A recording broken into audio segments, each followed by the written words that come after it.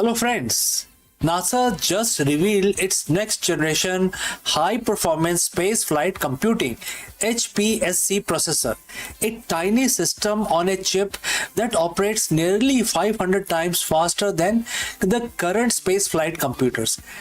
Testing at the Jet Propulsion Laboratory JPL proves that the radiation hardened chip could completely eliminate delayed commands from mission control, allowing future rovers and deep space probe to think, navigate, and troubleshoot entirely on their own. Therefore, this is very significant, and in this video we break down how this revolutionary AI chip works, how it survives the brutal radiation of deep space, and what this means for upcoming crewed and robotic missions to the moon, Mars, and beyond. Let's go. Imagine you're driving a car down a busy highway, but there is a catch. Every time you turn the steering wheel or step on the brakes, it takes 20 minutes for car to actually react. Sounds like a total nightmare, right? Well, that is exactly how NASA has to drive every single rover, probe, and spacecraft currently exploring our solar system. Because of the staggering distance in deep space, radio signal traveling at the speed of light can take anywhere from few minutes to several hours to travel from Earth to place like Mars or Jupiter, and then any other beyond Jupiter, few hours to get a response back. If a rover encounters a sudden hazard like crumbling ledge or an unexpected dust storm, it can't wait for ground control to tell it what to do. It has to stop, shut down, and go into a protective, safe mode, waiting hours or days for humans to fix the problem.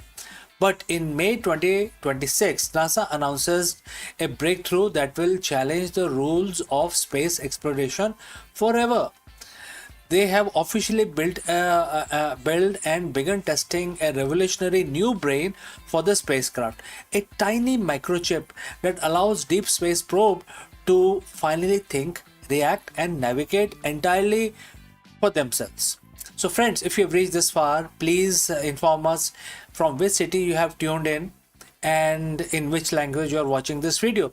This will help us determine the reach of our channel. Alright, let's continue. To understand how massive this upgrade is, we first need to look at the dirty little secrets in the space industry. Space computers are surprisingly ancient. The smartphone in your pocket right now is exponentially faster and much more powerful than many computers on board NASA's most advanced rovers. Why? Because the consumer electronics on Earth don't have to survive a bombardment of high energy cosmic radiation or extreme temperature swing that would instantly fry a standard silicon chip. Space agencies have historically chosen safety and rugged reliability over raw processing speed, but space exploration has reached a bottleneck. Future missions to navigate subterranean caves on Mars or to plunge through icy plumes of Europa requires intense real-time data processing that old chips simply cannot handle. Enter the HPSC, which stands for High Performance Space Flight Computing. Developed through a landmark commercial partnership between NASA, Jet Propulsion Laboratory, and Microchip Technology Inc., this processor is a marvel of engineering.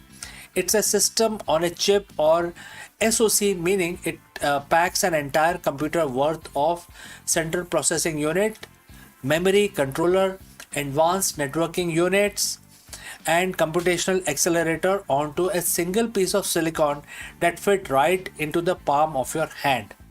And the performance numbers, what are the performance numbers? They are absolutely staggering. Preliminary tests show that the HPSC processor provides over 100 times the total computational capacity of the current space flight computers. But even wilder, in specific operating scenarios, its peak performance burst up to 500 times faster than the radiation hardened chip in use today. So how does this works and how did they do it. How did they build a chip that's this fast, doesn't melt in deep space? First, the HPSC is built on an open source 64-bit RISC-V architecture, which is RISC number 5 architecture, featuring a 10-core multi-processing system. Unlike the older single-core space chips that had to handle every instructions one by one, this multi-core system can delegate tasks. But space has another massive constraint, which is power. On a distant moon or out past Saturn, solar power is nearly non-existent, and every single watt of electricity from spacecraft's nuclear battery is very precious. The HPSC handles this with unprecedented flexibility. It features a dynamic granular power management architecture. If a spacecraft is just quietly coasting through deep space for a few months, operator can algo turn off the sections of the chip that aren't being used, dropping it into a ultra low power mode. But the second the spacecraft prepared to execute a complex high stake landing on a distant planet, the chip instantly powers up all its cores to process mountains of sensor data on the fly. Furthermore, it is designed from the ground up to be a fault tolerant and radiation hardened. High energy solar particles can randomly flip bits in computer's memory, causing critical code to crash. HPSC has built in hardware level error handling and a full defense grade security suite. It can detect a radiation induced error, correct the corrupted data in real time, and keep running without missing a beat, all the while being millions of miles away from the nearest repair technician. Now let's talk about this what this actually enables. Why does a spacecraft need a 500 times speed boost? It all comes down to autonomy and on-board artificial intelligence. With this kind of processing muscle, a spacecraft doesn't just record data to send back to Earth. It will analyze it locally. Imagine a future rover exploring Mars. Instead of waiting for a human team on Earth to map out a safe 30-foot path of the day, HPSC powered rover can use an onboard camera to build a real-time 3D map of its surrounding, run advanced object classification algorithms, spot its own hazards, and safely drive miles a day completely on its own. Think about autonomous landing sequence. Landing on a body with an atmosphere or an unpredictable surface is often called the 7 minutes of terror. The spacecraft has to fire thrusters, deploy parachutes, and scan the ground for boulders, all in real time. HPSC allows integrated AI algorithms to process high fidelity sensors data instantly, making split second adjustment to land precisely on the target. This means this opens up a whole new class of missions. We can now confidently send intelligent vehicles into places where real-time human control is literally impossible, like flying automated helicopters through alien atmospheres, traversing dark subterranean caves, or deploying autonomous submarines beneath the icy Jupiter's moon Europa to look for alien life. This isn't just theoretical science or any fiction anymore. Right now, this chip is a reality. It's being put through absolute rigor. At NASA's JPL in California, engineers are conducting rigorous functional test campaigns. They started, back in February, blasting the chip with extreme thermal shocks, violent vibrations to simulate rocket launches, and intense electromagnetic radiation. To kick off the test phase, the teams programmed a tiny symbolic message into the processor. Hello universe, a clever, grander nod to the classic Hello World program every software engineer writes. And so far, the chip has passed every single test with flying colors, proving that it functions flawlessly exactly as designed. But NASA and the microchip technology have an even broader vision because this architecture is highly flexible. It isn't going to stay confined to deep space. Microchip is planning to adapt the core technology of HPSC processor for high demand mission critical industries right here on Earth. We are talking about next generation commercial aviation autopilot systems, smart energy grid that can dynamically reroute power during natural disasters, advanced medical equipment, automotive manufacturing, and localized industrial AI robotics. It's another classical example of how investing in space technology radically accelerates innovation for everyday life on Earth. Once the testing phase wraps up and the HPSC chip is officially certified as space qualified, NASA plans to weave this hardware into practically everything they launch. It will power next generation Earth orbiting satellites, upcoming planetary rovers, autonomous deep space probes, and even the crewed habitat and life support system for the Artemis astronauts heading back to the moon, eventually onwards to Mars. We are standing on a precipice of a new golden age of exploration, an era where humanity's robotic scouts aren't just remote controlled tools tethered to a sluggish radio wave, but independent, intelligent explorers capable of uncovering mysteries of the cosmos entirely on their own. So, friends, what do you think? Would you trust an AI powered spacecraft to safely land astronauts on Mars without human input? Let me know in the comments below. And if you enjoyed this deep dive into the future of space tech, don't forget to hit that like button, subscribe to the channel, and turn on all the notifications so you never miss another breakthrough that we bring to you. Thanks for watching, and I will see you very soon in the next video, my friends. Before I go, a word about our affiliate partner. Stop settling for a good enough video. If your built-in laptop camera looks like a grainy mess, it is time for an upgrade. Want to instantly level up your video presence? I like to present the Lenovo Performance FHD webcam. This is a game changer for your desktop setup. Technically, this is packed. It has a very sensitive RGB sensor, very crisp photographs it takes. Also comes with two microphones on board, which helps you to record very clear voice in stereophonic format. And these microphones are very sensitive. You can actually move away from the camera up to 2 meters, and these microphones will pick up your voice without any problem. This is a very strong piece. This is very sturdy. Comes with tripod ready. Comes with a very long leash, so it gives you a lot of flexibility to place the webcam wherever you want to keep in your studio. And also it has a swivel base, which is also very handy. So if you want to basically level up your game and you want to pick up this camera at a discount, please click on the link here or scan the QR code. Now let's get back to our video.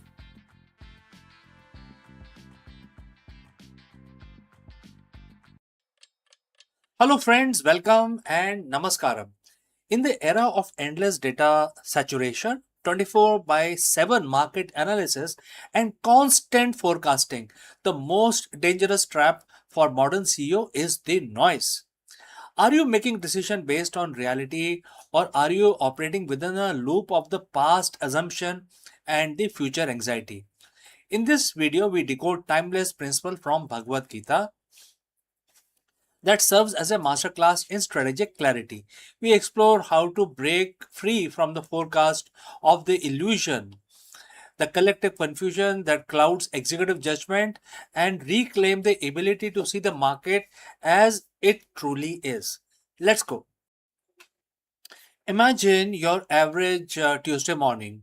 You walk into your office or open your laptop at home, and the flood begins. Slack notification, earning reports, market forecasts from analysts who have never run a business, opinions from stakeholders, the anxiety of what your competitors might be doing next week. We are living in an era of unprecedented data saturation. As a CEO, you are trained to listen. You are told to keep your ears to the ground, to listen to the market and gather intelligence. But what happens when the intelligence you gather is actually blocking your vision? What if the very act of listening to the noise is exactly what preventing you from seeing the reality of your business? Today, we are going to explore a radical ancient principle that directly addresses the modern executive trap. It comes from Bhagavad Gita, chapter 2, verse 52, and it offers a solution to the most common leadership struggle of our time, the struggle between reacting to the noise and acting with a true clarity. We are going to learn why, as a leader, you must stop listening to the chorus of illusion and start seeing the objective truth. So, friends, if you have reached this far, please inform us from which city you have tuned in. This will help us determine the reach of our channel. Now, let's continue with our discussion. The verse we are focusing on is simply very simple, few words, yet very profound. And the quote starts: emerging from the forest of illusion, the intelligence becomes detached from what has been heard and what will be heard. Quote close. Let's break down for the boardroom. The forest of illusion isn't a magical place. It's your daily operational environment. It's the echo chamber of industry experts. It's the fear mongering of the financial news. It is the what we have always done culture within your company. The words highlight two specific dangerous traps. First, what has been heard. This is your history. It's your past success that you're trying to replicate, or your past failures that you're terrified of repeating. It is a legacy data. When you lead based on solely what you have heard, you are living in the past. What will be heard is a second one. This is the speculation. It's what if scenario. The AI hype cycles, the fear of future competition. When you lead based on this, you are living in an anxiety. So, when you are trapped in this forest, your intelligence, your strategic foresight is compromised. You aren't seeing the business, you are seeing the hallucination of your own biases and external noise. So, friends, what does detachment actually means here? Does it mean you stop reading reports? Does it mean you fire your strategic, the team responsible for strategic outcome? Absolutely not. In business, detachment doesn't mean apathy. It means intellectual sovereignty. It means you receive the information, you acknowledge the report, you hear the opinion, but you do not let it become your reality. Think of it like a seasoned ship captain in a storm. The captain hears the wind, they see the waves, they understand the data from the radar, they are aware of all of it, but they do not become the storm themselves. They don't panic because the wind is loud. They maintain their grip on the wheel, focused on the horizon and the true destination. Most CEOs are currently letting the wind steer the ship. They are reacting to every gust of market volatility. The goal of this Gita inspired leadership is to stop letting the noise determine your trajectory. How do you actually transition from listening to seeing? And here are three-step framework which I would like to offer to you. Step 1, the noise filter, and it's an audit. Once a week, look at your data point you consume. Ask yourself, is this objective reality, or is this someone's interpretation of reality? A financial report is data. A market sentiment analysis is an opinion. Separate the two. If you can't act on it directly, it is noise. Minimize your exposure to it. Step number 2, the what if quarantine. When you find yourself spiraling about what will be heard, the future fears. Write them down, then move them to a quarantine folder. Do not address them until your monthly strategic review is done. When you look at them later, you will be surprised at how many of those urgent fear have evaporated. You are detaching from the future anxiety to focus on the present execution. Step number 3, assessing the observer's self. This is the most critical part. When a crisis hit, force a 10-second pause. Physically, step back from your screen. Ask yourself, if I were a consultant looking at this form of from the outside with no emotional stake in the past or the future, what would I see? That is your intelligence. That is your clarity. That is the strategic vision you are paid to provide. So, why does this matter? Because in a world of hype, clarity is the ultimate competitive advantage. Everyone else is reacting, everyone else is chasing the same trends, reading the same newsletter, and getting scared by the same headlines. When you detach, when you move out of the forest, you see the opportunity that others are literally too loud to hear. You stop competing on the noise. You start competing on the substance. You become the CEO who doesn't get rattled by a market drip. You become the leader whose team feels calm because your direction is based on objective truth, not temporary emotion. This isn't just mindfulness, this is the high performance business strategy. It is a practice of being immovable in the center of the hurricane. The verse from chapter 2, verse 52 is a call to maturity. It's a time to stop looking for answers in the noise. The answers isn't in another market report. The answer is in your ability to clarify your own vision. So, friends, I challenge you this week. Identify one noise source in your life, a meeting, a report, a channel that contributes more to your anxiety than your insight.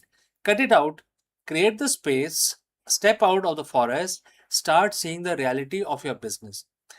So, friends, if you found this perspective helpful, share this with other leaders who need to hear it. And for more deep dives into the intersection of ancient wisdom and the modern strategy, make sure you subscribe our channel. I'm CK, and I will see you very soon in the next one, my friends.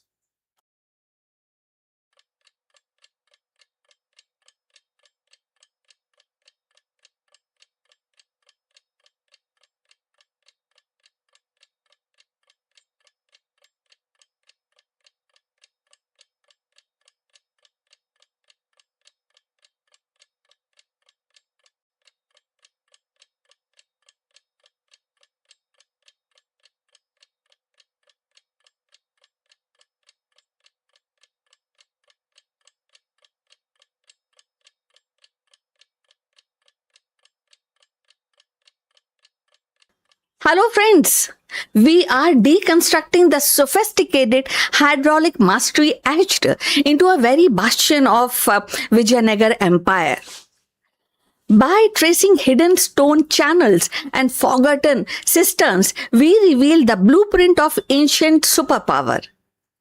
See how the imperial engineers harnessed the chaotic force of nature to sustain a city of millions against all odds. So, hidden beneath the scorched granite of Hampi lies a secret that kept an empire alive. While the monsoon rains once threatened to drown this city, the Vijayanagar engineers did the impossible. They weaponized the water and discovered the subterranean stone conduct that turned a seasonal deluge into a display of absolute liquid power. So let's find out more about it. The story of Vijayanagar's rise is not about kings. It is not about temples or army. It is actually equally about water. Hidden beneath the grandeur of its palaces and the sacred geometry of its shrine lays a secret network of channels. reservoirs and aqueducts that transformed a rocky plateau into a beating heart of mighty empire. This hydraulic marvel was the silent architect of prosperity, feeding fields and sustaining cities and ensuring the resilience against the drought in a land where the Tungbhadra river alone could not actually sufficient. So the engineers of Vijayanagar understood the terrain like poet understand the rhythm. They carved the channel from Tungbhadra, bending its flow into intricate arteries that carries life across the miles of granite and scrub.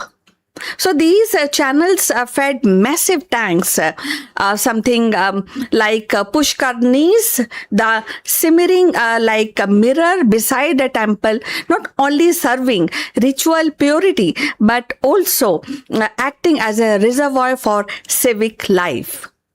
The Kamalpura tank and the Tartu canal and the Grand Haria canals were more than a feast of engineering, and they were a lifeline that allowed the rice, sugarcane, the cotton to flourish in abundance. Agriculture became the empire's backbone, and the surplus grain became its currency of power. But this was not something like a crude utility system. The water work were woven into the spiritual and aesthetic fabric of the city. Temple tanks reflected the gopurams in their still water, while stepped walls invited both ritual immersions and practical use. The hydraulic system was designed with layers of redundancy, and if one canal flattered, another carried the burden. This was a philosophy of resilience and anticipating scarcity and turning it into abundance. In this way, Vijayanagar's rulers ensured that their capital spread across miles of stone and dust and remained a thriving oasis. So friends, if you have reached this far, please inform us from which city you have tuned in and which language you are watching this video. This will help us determine the reach of our channel. So now let's continue with our discussion. The brilliance of this network lay in its invisibility. Unlike towering fort walls or monumental sculptures, the canal whispered their presence.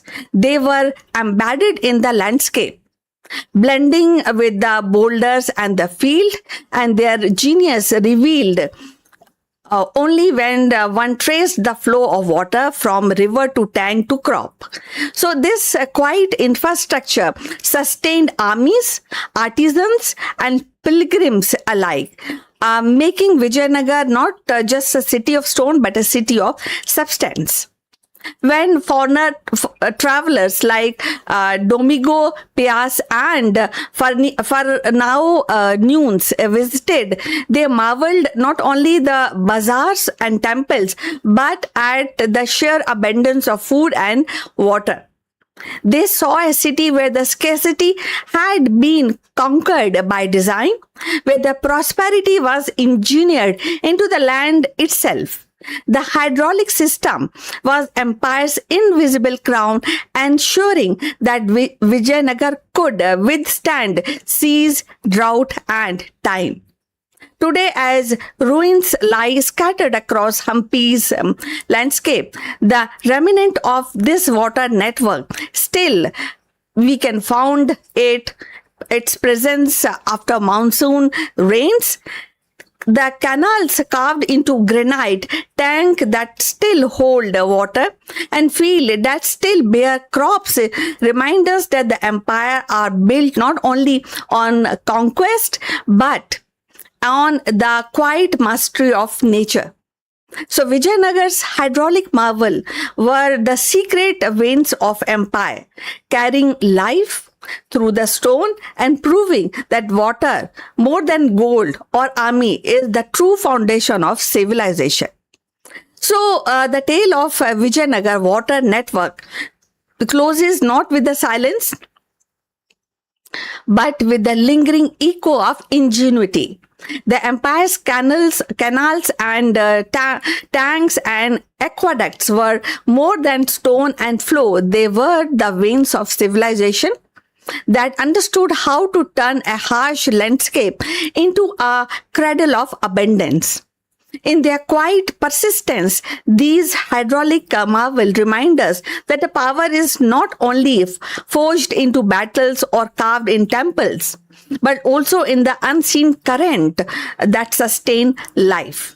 Even in the ruins, the remnant of this network whisper the resilience and foresight.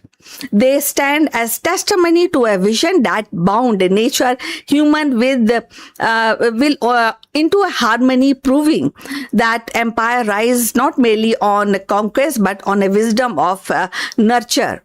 So Vijayanagar's secret water system was its invisible empire builder, a legacy etched in granite and flowing while still in the memory, and enduring lesson that the true strength of civilization lies in how it sustains its people.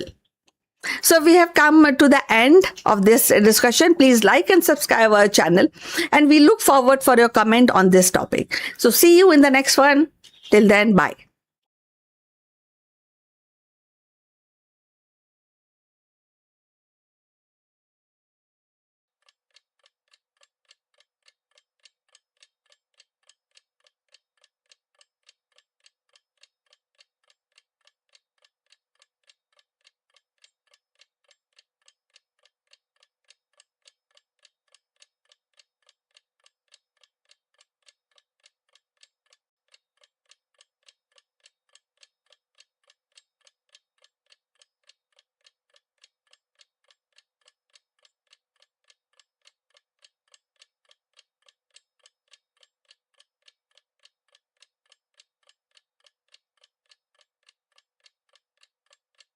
Namaskaram, you are most welcome.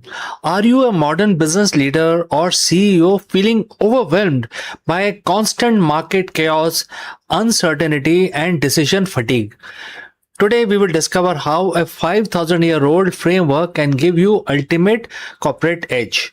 In this video, we will take help from Bhagavad Gita and break down, also unlock the secrets of Brahmi Sthiti, an enlightened state of consciousness where confusion vanishes and absolute clarity takes over.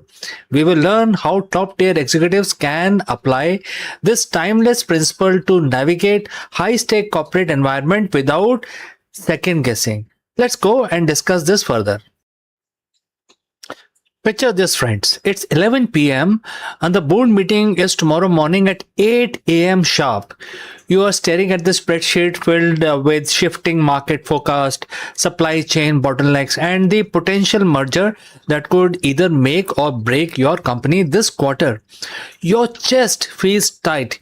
Your mind is racing through a dozen what-if scenarios. You are experiencing the classic agonizing reality of the modern executive life, which is decision fatigue, high stake pressure, and relentless uncertainty. As a CEO or a business leader, you are probably, you are probably read every modern management book out there, and you studied the agile framework, strategic pivots, and also emotional intelligence. But despite all the data and dashboards, a quite nagging question remains, which is, how do I find absolute clarity when the ground is shifting beneath my feet? What if I told you that the ultimate blueprint for the modern executive leadership isn't hidden in the latest Silicon Valley playbook, but was written over 5,000 years ago? Today we are exploring, the mastering the art of enlightenment leadership, drawing from one of the most profound texts on human consciousness ever written, which is Bhagavad Gita, chapter 2, verse 72 specifically. And the quote starts: to understand this deep, let's look at the exact text and what Krishna tells Arjuna. In this enlightened state of consciousness, one never get confused again. O Parth, if one attains this consciousness even at the time of death, one gets liberated from the cycle of birth and death. And all suffering ends by entering the spiritual abode of the God. And the quote close. Now let's pause. You might be thinking, wait, this sounds like a spiritual teaching for monks and sages. I'm running a multi-million dollar enterprise. What does liberation or spiritual abode have to do with my P&L statement, my shareholder, and my quarterly targets? Well, friends, it's everything. Let's translate the ancient term Brahmi Sthiti into the language of the modern boardroom. Brahmi Sthiti literally means a state of consciousness anchored in absolute, in ultimate truth and clarity. For a CEO, this isn't about escaping the material world. It's about mastering it from the place of unshakable inner stability. It is the transition from reactive firefighting to conscious visionary. Let's break down the first core promise of this verse. And the first portion is: in the enlightened state of consciousness, one never gets confused again. Think about what kills the companies. It's rarely a lack of capital or lack of talent. It is the confusion. It is the paralysis by analysis. It is the CEO making reactive, ego-driven decisions out of fear, panic, or short-term pressure. When a crisis hits, whether it's a PR disaster, a hostile takeover attempt, or a sudden economic downturn, the ordinary leader reacts with panic. Their cognitive bandwidth shrinks. They get trapped in micromanagement and second guessing. The enlightened CEO operates differently. When you anchor your leadership in Brahmi Sthiti, you develop what we call the strategic equanimity. You realize that while market conditions are volatile, chaotic, and unpredictable, your internal state of awareness does not have to be in the same state.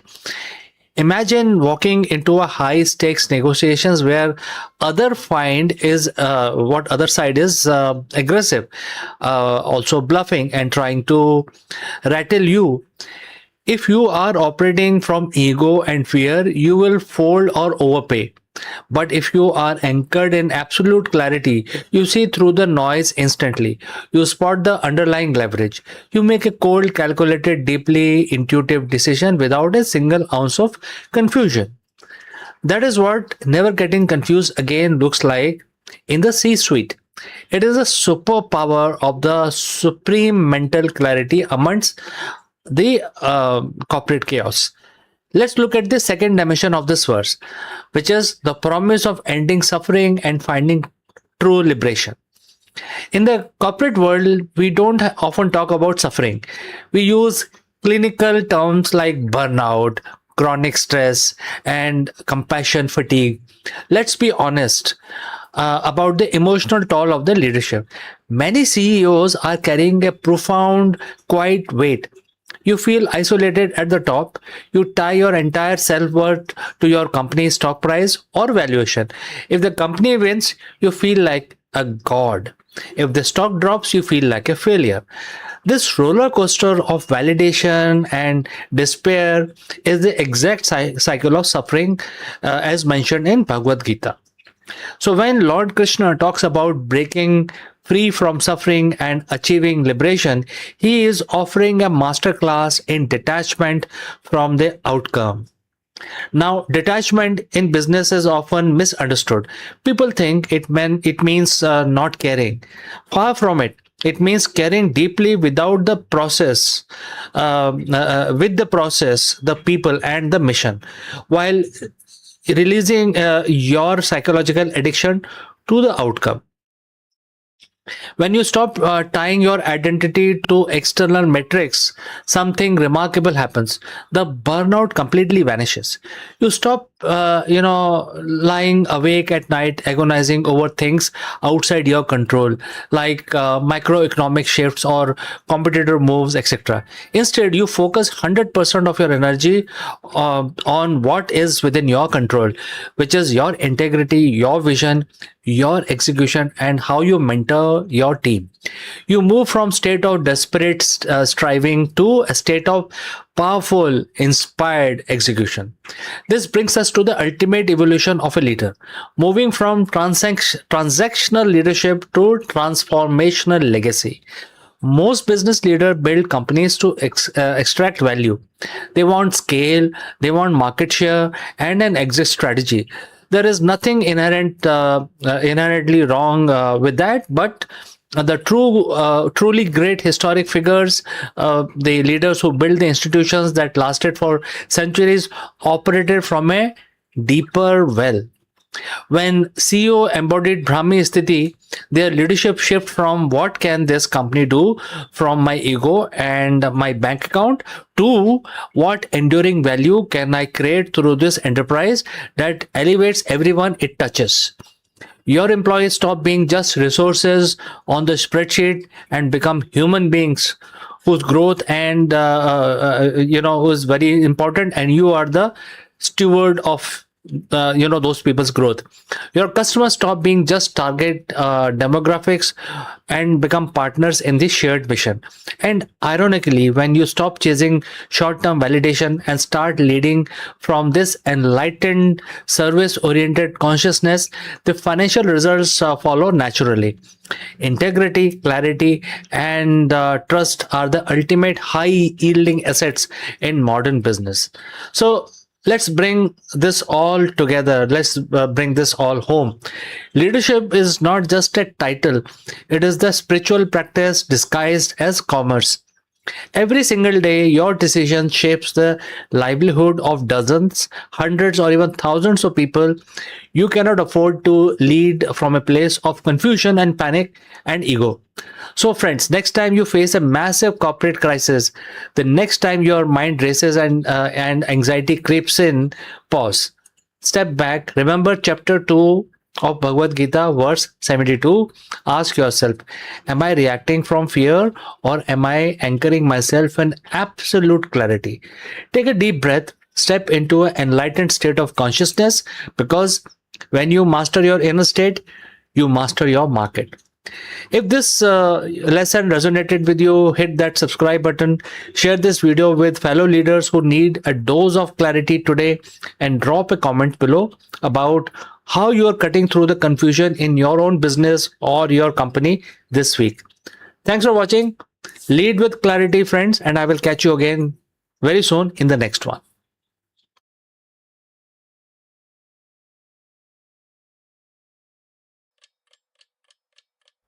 Hello दोस्तों, नमस्कार।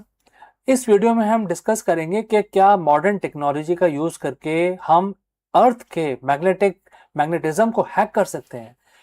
ऐसा क्यों जरूरी है? क्योंकि हमने देखा है हाल में बहुत बड़े बड़े सोलर स्टॉर्म आते हैं, और जब सोलर स्टॉर्म आते हैं तो हमारे जो मॉडर्न टेक्नोलॉजी है, जो हमारे सैटेलाइट्स हैं, हमारे मोबाइल फोन, कार्स, हमारे व्हीकल, जीपीएस, सबको डिस्टर्ब करते हैं। कई दफ़ा तो इलेक्ट्रिक सिस्टम्स को पूरा वो डिस्ट्रॉय कर देते हैं। तो ये बहुत ज़रूरी हो गया है कि हम अपने जो हमारा ग्रह है, हमारा जो घर है अर्थ, उसको हम बचाएं सोलर स्टॉर्म से। और जो सोलर स्टॉर्म्स होते हैं कई दफ़ा बड़े स्ट्रांग होते हैं, और जैसे जैसे हम फ्यूचर में जा रहे हैं इनकी तीव्रता बढ़ती जा रही है। तो हम क्या मॉडर्न टेक्नोलॉजी, कोई ऐसी टेक्नोलॉजी है जिसको यूज करके हम अपने मैग्नेटिज्म को ही हैक कर दें और एक शील्ड की तरह यूज करें? तो ये हो सकता है, और ऐसा अगर हो सकता है तो इसमें क्या क्या चीजें लगेंगी, क्या क्या चीजें का इस्तेमाल करना पड़ेगा, इस वीडियो में हम इसके बारे में जानेंगे। चलिए आगे बढ़ते हैं। तो दोस्तों, अगर कल्पना करें कि आपके इस दुनिया में जीपीएस ही नहीं है। अगर जीपीएस ही नहीं है तो आप पॉइंट ए से पॉइंट बी जा ही नहीं सकते। मतलब आपको दूर जाने की जरूरत नहीं है, आप हार्डली 2 किलोमीटर नहीं चल सकते जीपीएस के बिना। हमारी ऐसी आदत हो गई है अब। अगर आपके पास इंटरनेट नहीं है तो आप कुछ भी नहीं कर सकते, आप कोई काम नहीं कर सकते आज की डेट में। और अगर आपके पावर ग्रिड ही नहीं है पावर ही नहीं है तो कोई इक्विपमेंट आपका चलेगा नहीं। तो ये जो प्लॉट है ये एक डिजास्टर मूवी की जैसा लगता है, लेकिन ये एक बहुत ही रियल थ्रेट है। ये कैसे होता है, जो सोलर स्टॉर्म्स होते हैं, जो एक सोलर जो स्पेस वेदर है, वो जब अर्थ को हिट करता है तो वो उसमें होता है ईएमपी, इलेक्ट्रोमैग्नेटिक पल्स, जो हमारे इलेक्ट्रॉनिक और इलेक्ट्रिकल डिवाइसेस को डिस्ट्रॉय कर सकता है। तो इसलिए उसको बचने के लिए हमारे जो इलेक्ट्रिकल डिवाइसेस होते हैं, जो मिनिमम जो हमें पता है कि कितना हमारे पास रेडिएशन आता है, ईएमपी रेडिएशन, उसके हिसाब से शील्डिंग करते हैं, तभी तो ये चल पाते हैं। अगर शील्डिंग ना हो तो हमारे जो इलेक्ट्रॉनिक डिवाइसेस है वो चल ही ना पाए। अब बात करते हैं कि सोलर स्टॉर्म, तो कई दफ़ा सोलर स्टॉर्म इतने स्ट्रांग आते हैं कि हमारी शील्डिंग भी फेल हो जाती है, क्योंकि हम इतना शील्ड नहीं कर सकते, क्योंकि कॉस्ट का भी एक मैटर होता है। तो जब शील्ड फेल हो जाती है तो जिस जगह पे फेल होती है वो इक्विपमेंट्स चलने बंद हो जाते हैं। और कई दफ़ा, एक बार 1993 में नॉर्थ अमेरिका में बहुत स्ट्रॉन्ग सोलर स्टॉर्म हिट किया था, जिससे कि कनाडा और यूएस का इलेक्ट्रिक ग्रिड पूरा बंद हो गया था और कई घंटों तक, 2 या 3 दिन तक बंद रहा था। आप इमेजिन करें, अगर पूरा इलेक्ट्रिसिटी किसी देश का, बड़े देश का बंद हो जाए तो बहुत सारी चीज़ें बंद हो जाएंगी और कितना सिचुएशन ख़राब हो सकती है। आपकी सप्लाई चेन बंद हो सकती है, आपका लॉ एंड ऑर्डर ख़राब हो सकता है, बैंकिंग फाइनेंस आपका बिगड़ सकता है। तो इस चीज़ को ध्यान रखते हुए कुछ साइंटिस्ट ने एक नया स्ट्रैटेजी बताया है कि हमारे अर्थ पे नेचुरल मैग्नेटिज्म है जो हमारा कोर प्रोड्यूस करता है, तो उसको हम यूज करके उसको और शक्तिशाली बना दें, जिससे कि जो सोलर रेडिएशन हमारी तरफ आ रहा है वो कितना भी शक्तिशाली हो, उसको हम पहले से स्टडी कर लें और फिर उसी हिसाब से हम अपने मैग्नेटिज्म की तीव्रता बढ़ाएं, अर्थ के मैग्नेटिज्म जो नेचुरल मैग्नेटिज्म है, और उससे वो आने वाले जो तूफान है उसको वो रोक सकेगा। इस प्रोजेक्ट का नाम उन्होंने दिया है स्टॉर्म वेल। और ये हमारे जो एग्जिस्टिंग मैग्नेटिक फील्ड है उसको ऑलरेडी मौजूद है, नेचर में मौजूद रहता है, उसको थोड़ा सा और मॉडिफाई करना है, मतलब उसको हैक करना है। हैक का एक वर्ड यूज किया गया है, जिससे इससे लगता है कि कुछ नई टेक्नोलॉजी उसमें कुछ ऐड करके उसको और स्ट्रांग बनाना है। अब ये होगा कैसे? ये ऐसे होगा कि उन्होंने बताया है कि 7 सैटेलाइट्स हैं जिसमें आपको अल्कलाइन मटेरियल कुछ लेके जाना है। They have also given the material name. 7 satellites, बड़े बड़े सैटेलाइट्स से जो करीब 1000 किलो का सामान ले जा सकते हैं, इतने बड़े सैटेलाइट से आपको स्पेस में अल्कलाइन मटेरियल लेके जाना है जो लिथियम बेस्ड होगा या बोरॉन बेस्ड होगा, और फिर एक पर्टिकुलर पॉइंट ट्रेजेक्ट्री में जाके वो वहाँ पे उसको छोड़ देने का है स्पेस के अंदर। अब जब उसको आप ड्रॉप करेंगे स्पेस में, तो जिन पॉइंट्स पे करेंगे वहाँ पे काफ़ी स्ट्रॉन्ग अर्थ का मैग्नेटिक फील्ड रहेगा, जिससे ये जो मटेरियल है अल्कलाइन मटेरियल, ये एक शील्ड की तरह काम करने लगेगा, और जब सोलर स्टॉर्म आएगा तो उसको डिफ्लेक्ट कर देगा। मतलब उसको रोकना नहीं है, उसका ये पूरी टेक्निक का जो लक्ष्य है वो उसको नलीफाई करना नहीं है। उसका लक्ष्य सिर्फ इतना है कि अपने अर्थ के मैग्नेटिक फील्ड को बढ़ाना, जिससे कि जो हार्मफुल रेडिएशन सन की तरफ से हमारी तरफ आ रहा है वो डिफ्लेक्ट होके चला जाए स्पेस में वापस। अब ये जो उन्होंने प्रपोज दिया है ये काफ़ी रियलिस्टिक प्रपोजल है, लेकिन सबसे बड़ी बात इसमें यह है कि हम जब भी नेचर से खिलवाड़ करते हैं तो इसमें क्या क्या नुकसान हो सकता है, इस चीज़ का स्टडी करना बाकी है, क्योंकि हमारा नेचर जो होता है वो एनवायरनमेंट वगैरह काफ़ी फ्रेजाइल होता है, और इससे क्या क्या हो सकता है या नहीं हो सकता, या सेफ मैकेनिज्म है, इस चीज़ का स्टडी करना अभी बाकी है। दूसरा सबसे इम्पोर्टेंट जो पॉइंट है वो ये है कि कॉस्ट, क्योंकि जो इसकी टाइमिंग होनी चाहिए सैटेलाइट्स की, वो एक परफेक्ट टाइमिंग होनी चाहिए। जैसे वो सोलर स्टॉर्म आ रहा है धरती की तरफ, तो उसी टाइम इसको अल्कलाइन मटेरियल को ड्रॉप करना है स्पेस में जाके। और बड़े बड़े सैटेलाइट्स हैं, 7 सैटेलाइट्स बोले जा रहे हैं स्ट्रेटेजी के दौरान, तो इस सैटेलाइट्स का कॉस्ट भी बहुत होगा। और उसके बाद ये एक बार वन टाइम यूज ही है ये, अगर स्टॉर्म सीरीज में आया तो फिर हमारे पास सोल्यूशन नहीं रहेगा। मतलब एक बार हम उसको रोक सकेंगे, अगर सीरीज में जैसे वेव्स आती हैं समुद्र की, अगर 1 या 2 वेव्स आई स्टॉर्म की तो हमको कॉस्ट बहुत ज़्यादा पड़ेगा। तो दोस्तों, अगर आप यहाँ तक पहुँचे हैं तो बताइए कि किस सिटी से आपने हमारे साथ जुड़े हैं और किस लैंग्वेज में हमारा वीडियो देखना पसंद करेंगे। तो अब ये सोचिए कि ये जो स्टॉर्म वेल है, स्टॉर्म, इसका जैसे नाम बताया गया है, इसका नाम है स्टॉर्म वेल, और ये साइंटिस्ट जिन्होंने प्रपोज किया इनका नाम है ब्रायन वेल्च। ये बॉस्टन यूनिवर्सिटी में काम करते हैं, और उन्होंने बोला है कि जो हमारी जो शील्ड है इसको और वो स्ट्रॉन्ग बना सकते हैं। पर जैसे मैंने बोला कि जब ये केमिकल आप डालेंगे स्पेस के अंदर, तो ये जो सन की रोशनी में आके फोटो आयनाइज हो जाएंगे, मतलब इसके अंदर एक चार्ज प्रोड्यूस होगा जो एक फर्दर मैग्नेटिज्म को सहारा देगा, और इससे अर्थ का मैग्नेटिज्म और स्ट्रांग हो जाएगा। और जो लेकिन जब ये स्टॉर्म धरती की तरफ आके प्लाज्मा से हिट करेगा, तो वो प्लाज्मा उसको अपने साथ लेके डिफ्लेक्ट कर देगा, और जिससे हमारे इलेक्ट्रॉनिक इक्विपमेंट वगैरह बच जाएंगे।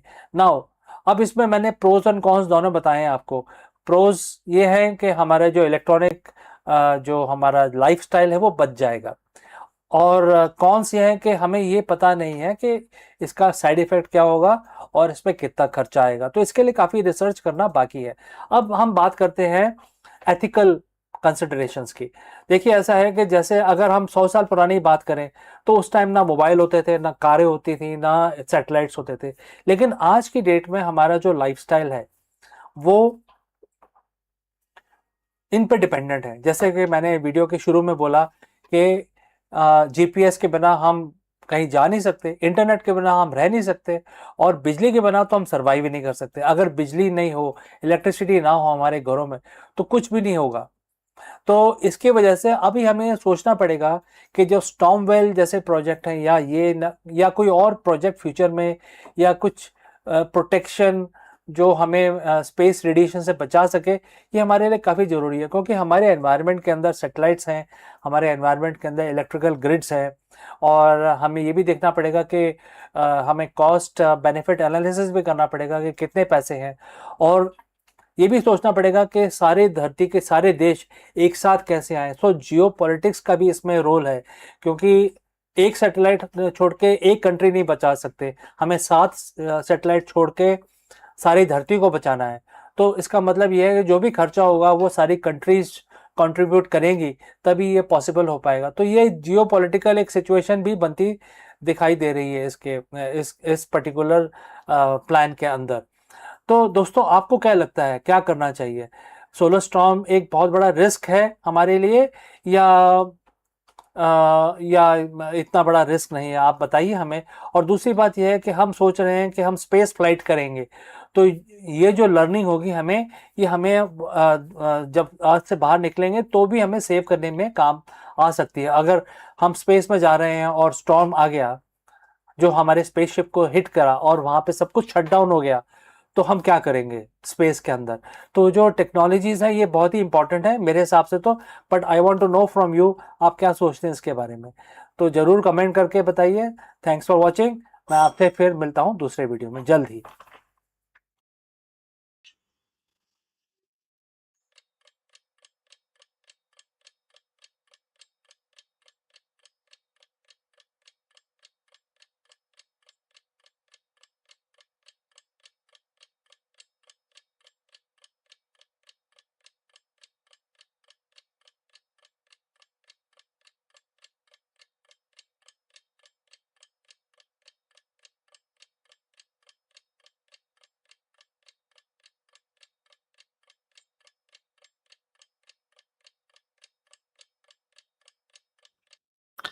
Hello friends, Namaskaram.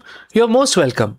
By July of 2026, your coding fluency has become a commodity, not a competitive edge. As AI masters technical execution, the job market is pivoting towards a 5,000-year-old secret. Today, we are exploring how the Bhagavad Gita concept of steady mind is replacing the hard skills that once defined your entire career and success. Let's go. If you're watching this, you're likely feeling that almost every professional in India and indeed around the world has been feeling for the last few years. It is July 2026. If you look back at the AI hype of 2023, 2024, and 2025, we see a massive wave of transformation. But today, the noise has settled and we are left with a new reality. For the last decade, we were told that the ultimate career goal was technical fluency. Learn the syntax, master the framework, write the clean code. We were told that coding is the new literacy. Well, in 2026, the machine has mastered that literacy. Coding fluency has become a commodity. If you are competing with an AI on technical execution, you are committing, you are basically committing a risk or a disaster, competing on the field where the machines wins every single time at a fraction of the cost and a fraction of the time. But here is the irony. As technical barriers to entry has fallen, the value of human connection has skyrocketed. Today, I want to talk about why India's workforce isn't just surviving the AI revolution, it is uniquely positioned to lead it. And it's not because of our tech prowess, it is because of something much older and much, much more powerful, the emotional intelligence, or as I like to call it, the new global currency. Let's be honest about the shift. In the past, a developer worth was calculated by how much code they could output. In 2026, that metrics is dead. AI can generate, debug, and optimize code faster than any human team. If you are a coder, an analyst, or a designer, your job title hasn't disappeared, but its core function has migrated. You are no longer the builder in the traditional sense. You are the architect of the intent. You are the one who has to decide what to build, why it matters, and how it should serve the messy, complicated, irrational human beings on the other end of the screen. This is where the panic sets in for many. They ask, if the AI writes the code, what do I do? The answer is manage the ambiguity. The technical tasks are binary. They are yes and no, true and false, pass and fail. But humans' problem, these are all humans' problem. They are rarely binary. They are defined by nuances, by culture context, by shifting the incentives, by conflicting emotions. And this is exactly where the machine fails. The machines can predict the next word in a sentence, but it cannot predict the ripple effect of a decision on a team's morale. It cannot read the room in a negotiations. It cannot handle the delicate, often unspoken tensions of a client meeting where the unspoken needs more matter than the stated requirements. Now, why is India uniquely positioned here? India has 5,000-year-old secret. It is a philosophy that has been, baked into our culture for millennia. It is a concept known as steady minds. For those unfamiliar, the Bhagavad Gita describes the steady minds, the person of steady wisdom. It is someone who remains unshakable amidst the chaos.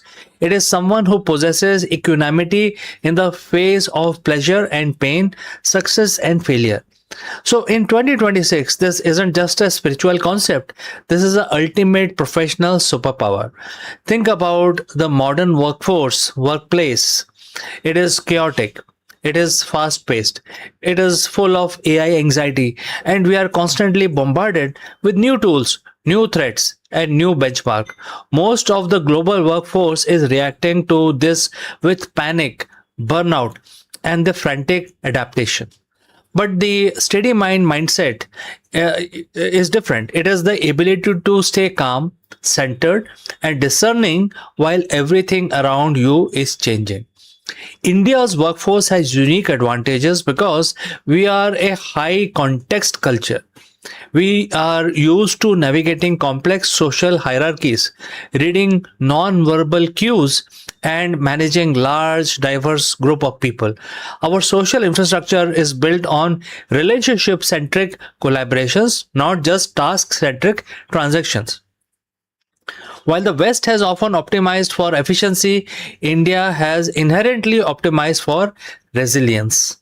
We know how to hold a relationship together through transitions. We know that when a client is frustrated, the solution isn't just better product feature. It is a better conversation. That ability to bridge the gap between what the machine did and what the humans need is where a real value lies. So, friends, how do we monetize this? How do we turn EQ into a career strategy? We have to stop viewing the soft skill as secondary. In 2026, these are the only primary skills. Empathy, as data analysis, is one of them. You need to start viewing empathy not as a feeling, but as a data gathering process. When you deeply understand the customer's fear and desires, you can instruct AI to solve a problem that others cannot even articulate. Next is conflict resolution as a strategy.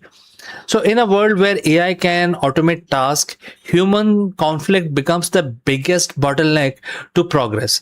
The person who can, mediate, align teams, and build consensus is worth 10 times the person who can just write code.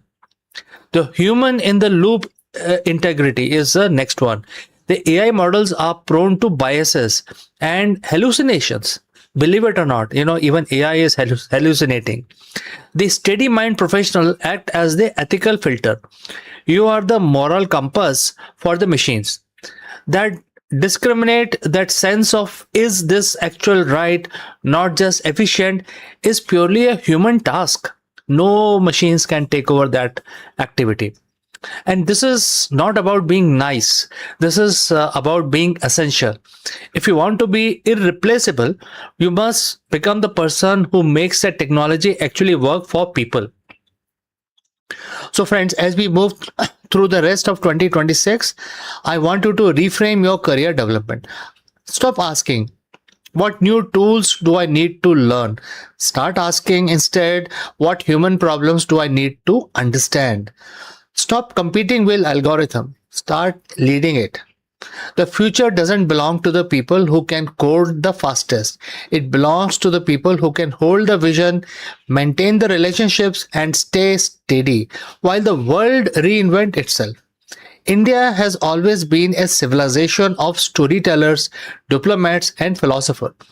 It's a time we brought that energy to the boardroom. The coding fluency was just the warm up. The real work, the work of building a human centric future, has just begun.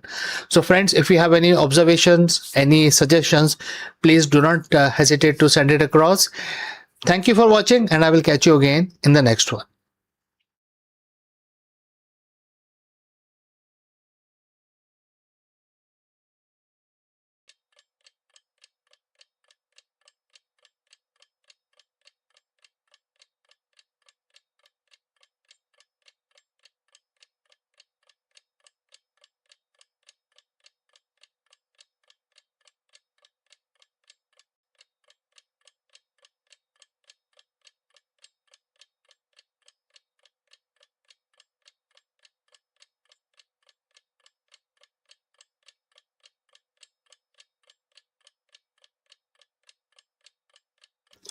Hello, friends.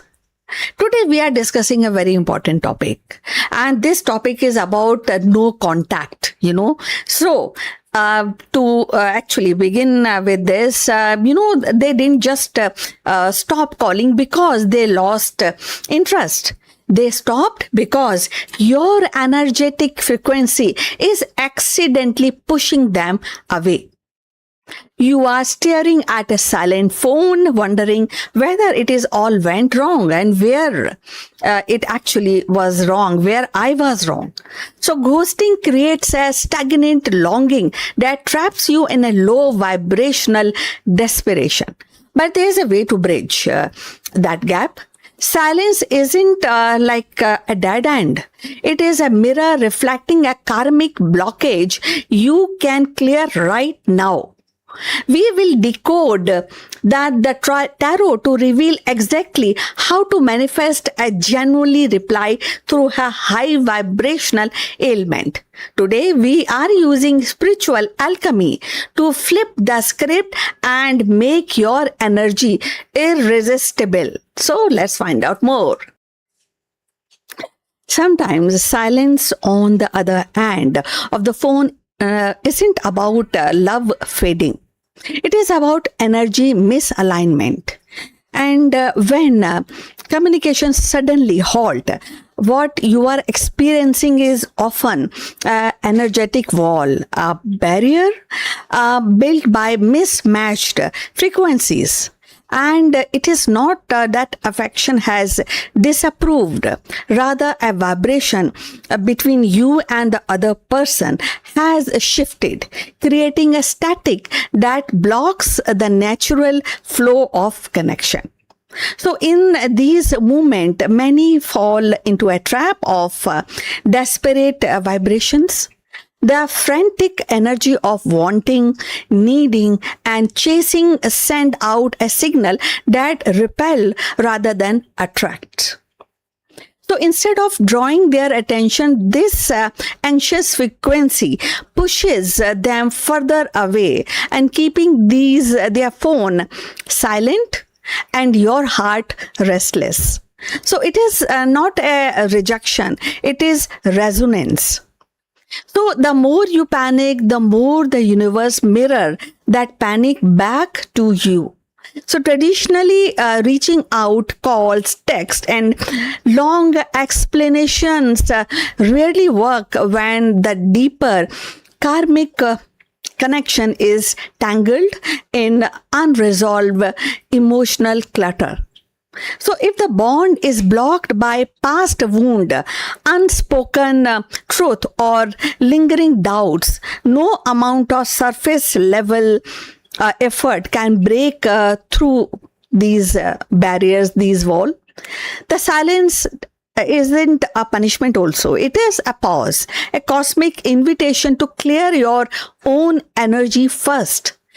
And the fastest way to get a text back isn't about pressing send, it about shifting your frequency. So it's not about you send and then you just wait for the reply. But it is about shifting your frequency. And when you release the desperation and stop into calm, confident energy, you dissolve the wall. And that is something, a remedy for all the people who are experiencing no contact situations. So by tending your spirit, balancing your emotions and radiating clarity, you invite the communication to return naturally. So the phone buzzing again will happen not because you chased it, but because you aligned with it. So if you have reached this far, please also tell us from which city you are tuned in. That will help us to determine the reach of our channel. So now continue with your this kind of situation, which is no connection and you feel that there's no relation or no love. So silence is a communication, the silence in communication is not the end of a connection. It is the universe way of asking you to pause, to recalibrate and to realign. When calls stop and text fade, it is really about love disappearing. It's no love you may feel, but it is about energy demanding balance. The frantic chase only deepens the gap, while the calm presence dissolve it. So traditional outreach cannot pierce karmic clutter. But self-clarity definitely can. So the fastest way to hear from them again is not through pressing and sending the kind of messages or calling them, but through a shift from your vibration. And when your spirit steadies, when your mind clears, and when your heart radiates trust, the wall falls apart, it falls away, and the message you have been waiting for from your dear, from your partner will find its way back to you. So this is for today. I hope you will actually will be benefited by this lesson. So we have come to the end. Please like and subscribe our channel. We look forward for your comments on this topic, and see you very soon with the next one. Bye bye.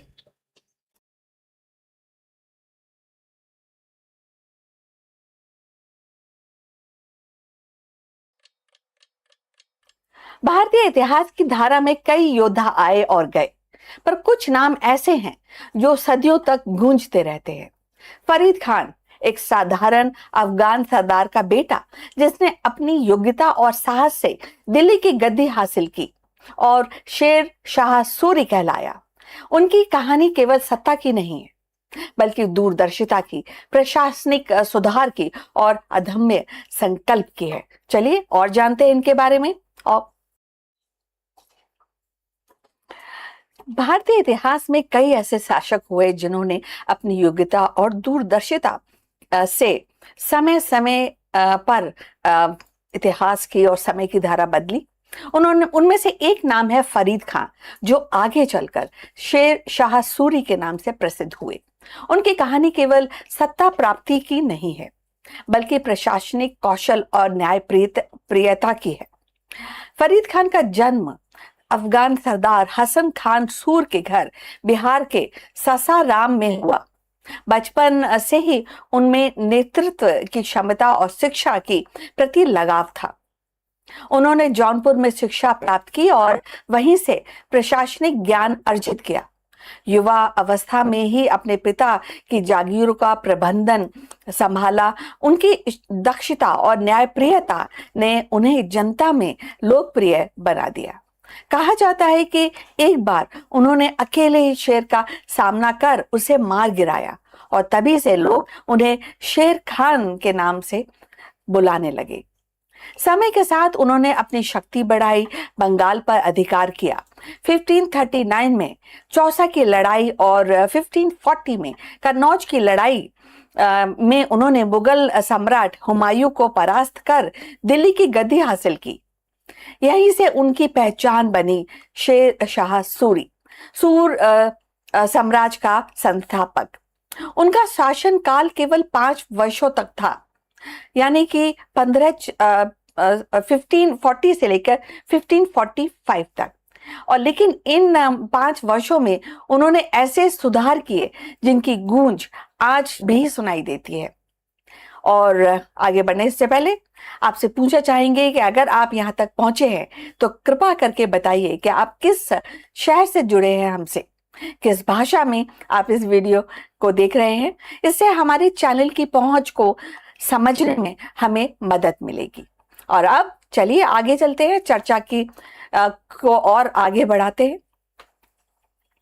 उन्होंने यानी कि शेर शाह सूरी ने रुपये नामक स्थायी मुद्रा की शुरुआत की, जो आगे चलकर भारतीय अर्थव्यवस्था की रीढ़ बनी। उन्होंने ग्रैंड ट्रंक रोड का विस्तार किया, जो बंगाल से अफगानिस्तान तक फैली और व्यापार और संचार का मुख्य मार्ग बनी। उन्होंने डाक व्यवस्था की भी संगठित किया, डाक व्यवस्था भी चलाई और प्रशासनिक ढांचे को मजबूत किया। कर व्यवस्था में सुधार कर किसानों और व्यापारियों को राहत दी। 1545 में कलिंजर की किले की घेराबंदी के दौरान उनकी मृत्यु हो गई, लेकिन उनकी नीतियां और उनका सुधार इतने प्रभावी थे कि बाद में मुगल सम्राट अकबर ने भी उनसे प्रेरणा ली। शेर शाह सूरी का शासन केवल 5 वर्ष तक चला, लेकिन उनकी नीतियां इतनी प्रभावी थी कि बाद में और लोग, मतलब जो अकबर थे, उन्होंने तो उनसे प्रेरणा ली, बट आगे चल के कई सारे जो एस्पेक्ट्स थे उनकी जो उन्होंने नीतियों के, उसको लोगों ने और शासकों ने अपनाया।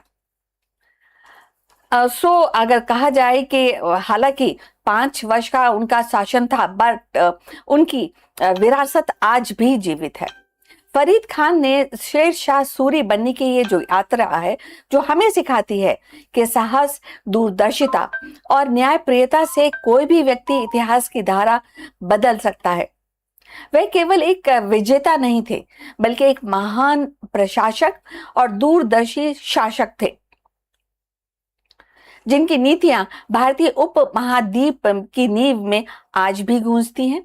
फरीद खान का शेर शाह सूरी बनने का जो रास्ता है, वो केवल सत्ता परिवर्तन की कहानी नहीं बताता, बल्कि वह भारतीय इतिहास में दूरदर्शिता, प्रशासनिक कौशल का अद्वितीय उदाहरण है।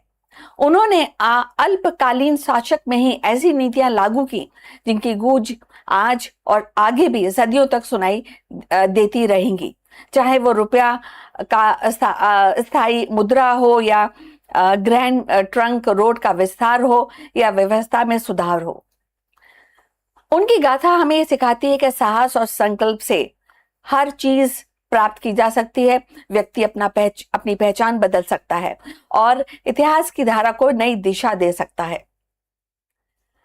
तो आगे बढ़ने से पहले आपको बता दूं कि शेरशाह सूरी ने डेफिनेटली ये साबित किया कि एक शासक की महानता केवल युद्ध जीतने में नहीं है, बल्कि जनता के जीवन को सरल और सुनिश्चित बनाने में है, जनता के हृदय में अपना स्थान बनाने में है। और शेरशाह सूरी की जो यात्रा है, भारतीय उपमहाद्वीप की एक विरासत का हिस्सा है, जो आज भी हमें प्रेरणा देता है कि नेतृत्व का असली अर्थ न्याय, दूरदर्शिता और जन कल्याण में ही निहित है। अब हम अपनी चर्चा के अंतिम पड़ाव पर पहुंच चुके हैं। कृपा करके हमारे चैनल को लाइक और सब्सक्राइब कीजिए, और अब इस विषय पर अगर आप कुछ अपने कमेंट्स साझा करना चाहते हैं तो यू आर मोस्ट वेलकम, और फिर आपसे दोबारा मुलाकात होगी बहुत जल्द। तब तक के लिए विदा, नमस्कार।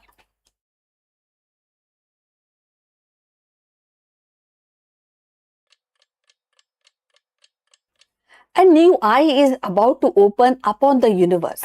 An eye so wide it will sweep the heavens like no telescope before.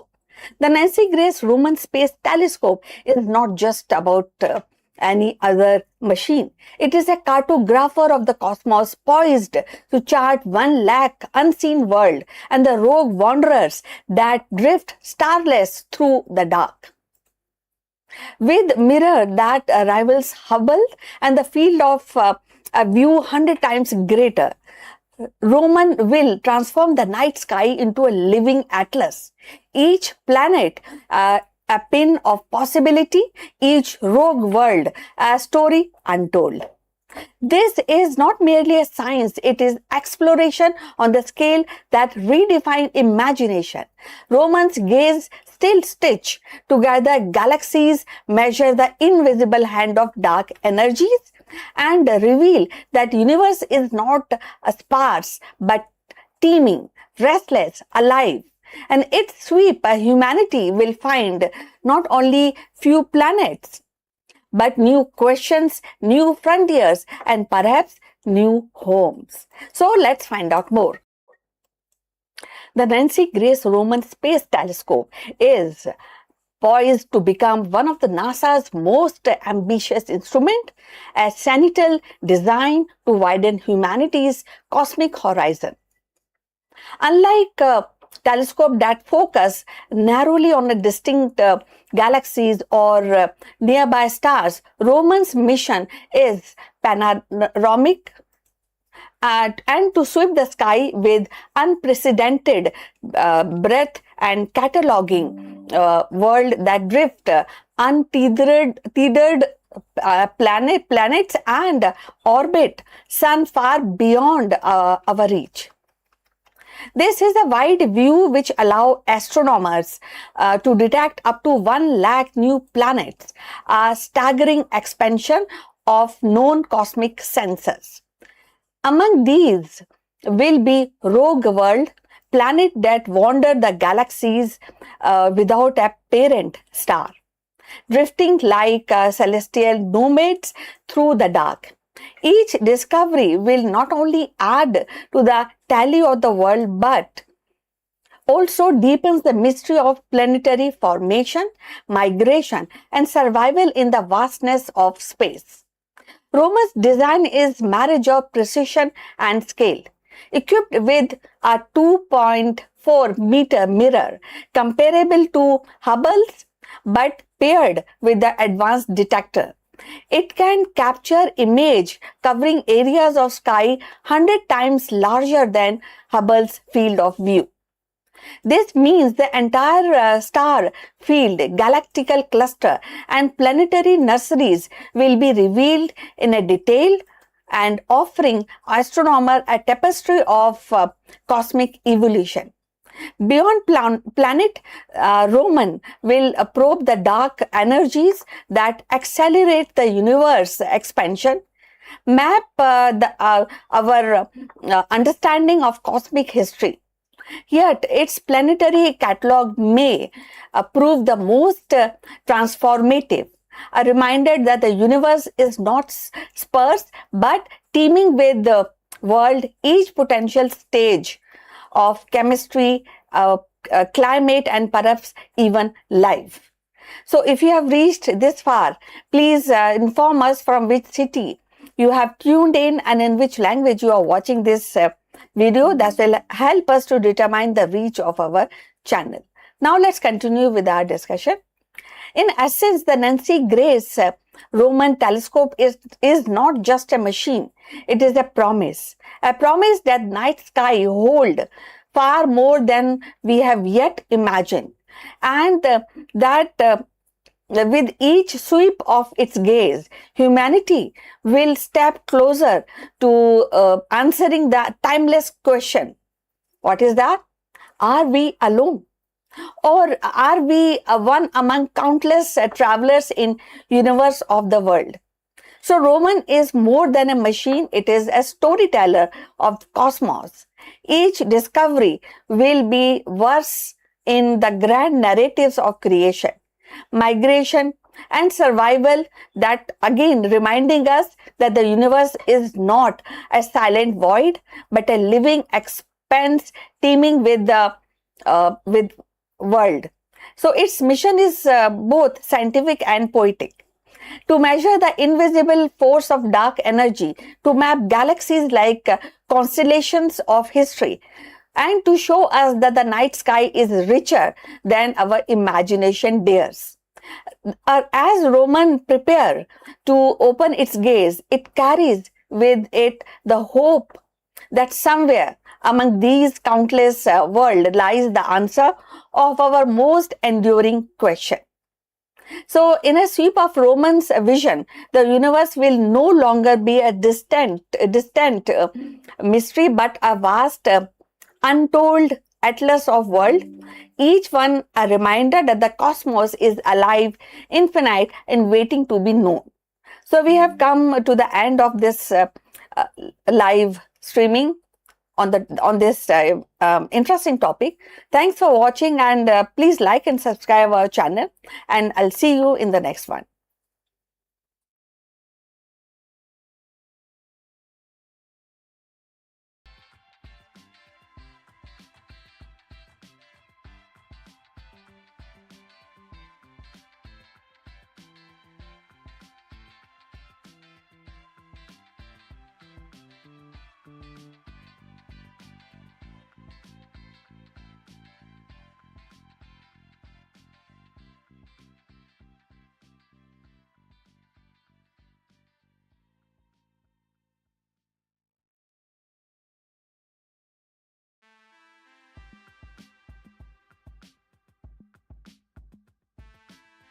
Hello friends, welcome to Executive Learning Session.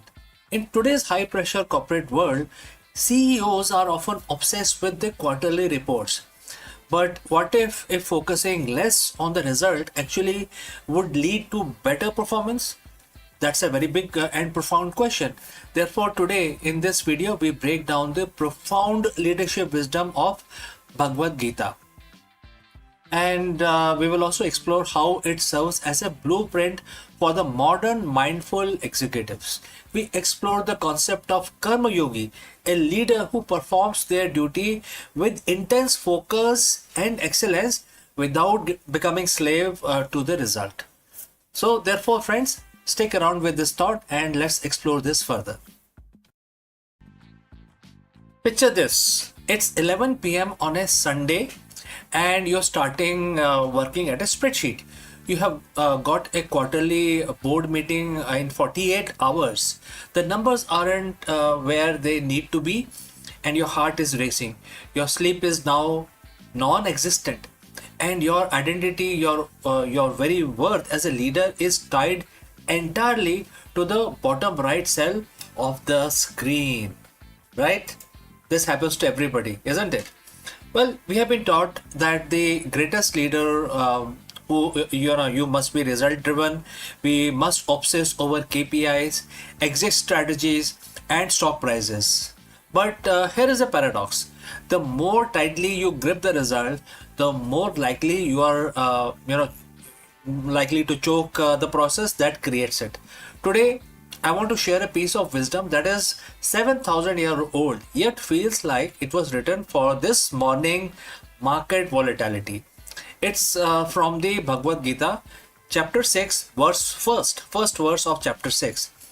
It is a verse that redefines what it means to be a yogi, and by extension, what it means to be a leader. So, friends, if you have reached this far, please inform us from which city you have tuned in and in which language you are watching this video. This will help us determine the reach of our channel. Let's proceed further. So now let's look at the verse. Quote starts: a true yogi or a true renunciant is the one who performs his duty renouncing attachment to result, and not one who abandons work or the sacrificial fire. Quote close. Now, when we hear the word yogi or renunciant, we think of someone sitting on a mountain far away from emails and supply chain issues. But Bhagwan Krishna says something radical here. He says the true yogi is not the one who quits. It's the one who stopped doing the work. It's also not that. In business context, Krishna is saying you don't have to quit your job to find peace. You don't have to stop being ambitious. The sacrificial fire for CEO is the office, the factory, and the boardroom. The distinction isn't whether you work, it's how you relate to outcome of what works, etc. So, what is the result paradox? So when we attach to the result, we operate from a place of fear. Fear of failure, fear of loss, fear of looking bad. When the brain is in the fear mode, the prefrontal cortex, the part of your brain responsible for high level strategy and innovation, shuts down. Attachment creates tunnel vision. You become so focused on the win that you miss the ethical red flags or the innovative pivot that could have saved your company. Attachment creates fragility. If your happiness depends on the green KPI, a red KPI will shatter your confidence completely. So, Gita suggests a better way. Perform your karma, the duty at hand. Imagine the professional athlete. If a golfer is thinking about a trophy while they are, mid swing, they will miss the shot. To win the trophy, they must forget the trophy exists and focus entirely on the mechanics of the swing. That is leading without attachment. The verse mentioned not abandoning the sacrificial fire. In ancient times, this was the literal fire of ritual. Today, for a leader, it is the energy of the action. Leading without attachment does not mean leading without excellence. In fact, it requires more excellence. When you aren't worried about how the result will make you look, you are free to be. There are several things you are free to be. First is bold, because you aren't afraid of the fallout. Second is the present, because you aren't living in the future quarter. And third is the objective, because you see the data for what it is, not what you want it to be. A true CEO, which is yogi, performs their duty because it is the right thing to do, not because it means something to, earn your bonus, etc. They treat their company as a sacrifice, a contribution to the world. So how do we actually do this? How do we walk into the board meeting tomorrow and lead without the attachment? there are few ideas which I want to share with you. First is shift from what to how. Instead of asking, will they reach the target? Ask, are we executing this with the highest level of integrity and skill? If the process is perfect, the result is inevitable, and it's the inevitable byproduct. Second, the 5 minute de-tether. Before a high stake pitch, take 5 minutes to remind yourself, I have a right to work but not to the fruits. Tell yourself that your value as a human being is independent of this deal. Watch how much more charismatic and calm you would become before you get into the meeting. Now, the third idea is reward effort, not just outcome. So, as a leader, stop only celebrating the wins. Start celebrating the karma as well. The disciplined, high quality effort, even when it doesn't lead to a win, this builds a culture of psychological safety. So, Bhagavad Gita isn't asking you to be less ambitious. In fact, it is asking you to be freer. So, when you stop being a slave to the result, you become master of your actions. You will become unshakable executive. You will still show up, and you still the light of fire, and you still do the work, but you do it with a smile, knowing that while you cannot control the wind, you can always control how you set your sail. So friends, what do you think? Thank you for your time. Thank you for joining live. Let's go back to the fire and do the work. And if you have any questions, please feel free to send it across. Before I wind up this session, a word about our affiliate partner. Stop settling for a good enough video. If your built-in laptop camera looks like a grainy mess, it is time for an upgrade. Want to instantly level up your video presence?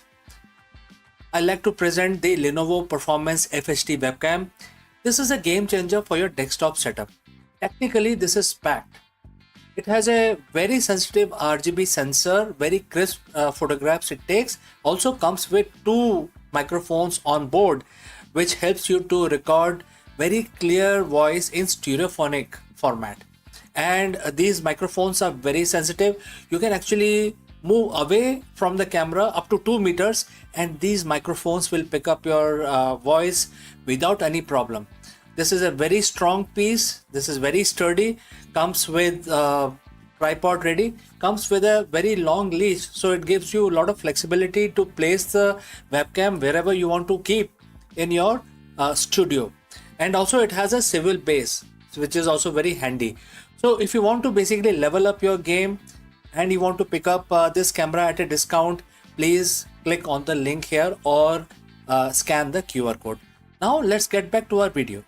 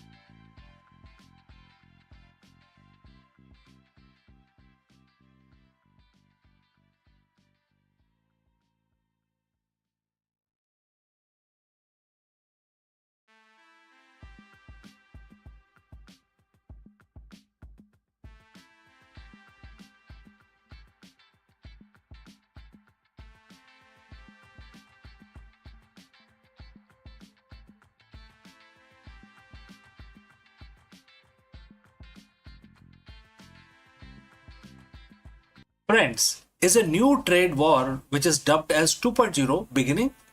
As the US radically rewrites its global tariff rules, India is launching a high stake diplomatic mission to Washington, D.C. And therefore, in this video, we dive deep into why an Indian delegation led by Chief Negotiator Mr. Darpan Jain is rushing to US capital on April 20th, 2026 to save a $1 billion trade deal. So, what is happening now? Well, the trade landscape between the world's two largest democracies has shifted overnight following a landmark US Supreme Court ruling that limited the president's emergency tariff powers. The Trump administration has introduced a new 10 to 15% global surcharge under Section 122 of the Trade Act. Now, this move has effectively reset the 18% tariff framework India and US agreed upon during the early February 2026. Now, India is fighting to maintain its competitive edge as other global players face the same flat rate. Let us discuss this further. On February 7th, 2026, the world thought the trade war between India and the US was finally over. Headlines around the globe announced the breakthrough. Washington would slash tariff on Indian goods to be a flat 18%, and in exchange the trade king and the Make in India giant would enter a new era of cooperation. But in the global politics, nothing is final until the ink is dry. Fast forward to today, that 18% deal, it's practically on the paper shredder right now. Why? Because of the US Supreme Court just dropped a legal bombshell that stripped the president of his emergency tariff powers. In response, the Washington has hit the reset button, rewriting the global trade playbook with a brand new 10% global surcharge. So friends, if you have reached this far, please inform us from which city you have tuned in and in which language you are watching this video. This will help us determine reach of our channel. Alright, let's proceed further. Now, as you watch this, a high-level Indian delegation led by Chief Negotiator Mr. Darpan Jain is on a plane to Washington, D.C. They would land on April 20th, and their mission would be to save India's 87 billion export market from being swallowed by a trade war 2.0. To understand why India is rushing to DC, we have to look at what happened in the courts. For over a year, the Trump administration used the International Emergency Economic Power Act (IEEPA) to slap reciprocal tariffs on countries including India. But on February 20th, 2026, the US Supreme Court ruled 6-3 that the president cannot use this act to raise revenue generating tariffs. It was a massive rebuke of the executive power. Overnight, the legal foundation for the India-US deal, the one that promised an 18% rates, evaporated. The administration had to halt all IEEPA collections. But if you think this means free trade is back, think again. The administration immediately pivoted to Section 122 of the Trade Act of 1974. This is a global surcharge of 10% on all imports from all countries to address international payment problems. It's valid for 150 days. You might be asking, wait, if the new US tariff is only 10%, isn't that better for India than 18% they agreed to in February?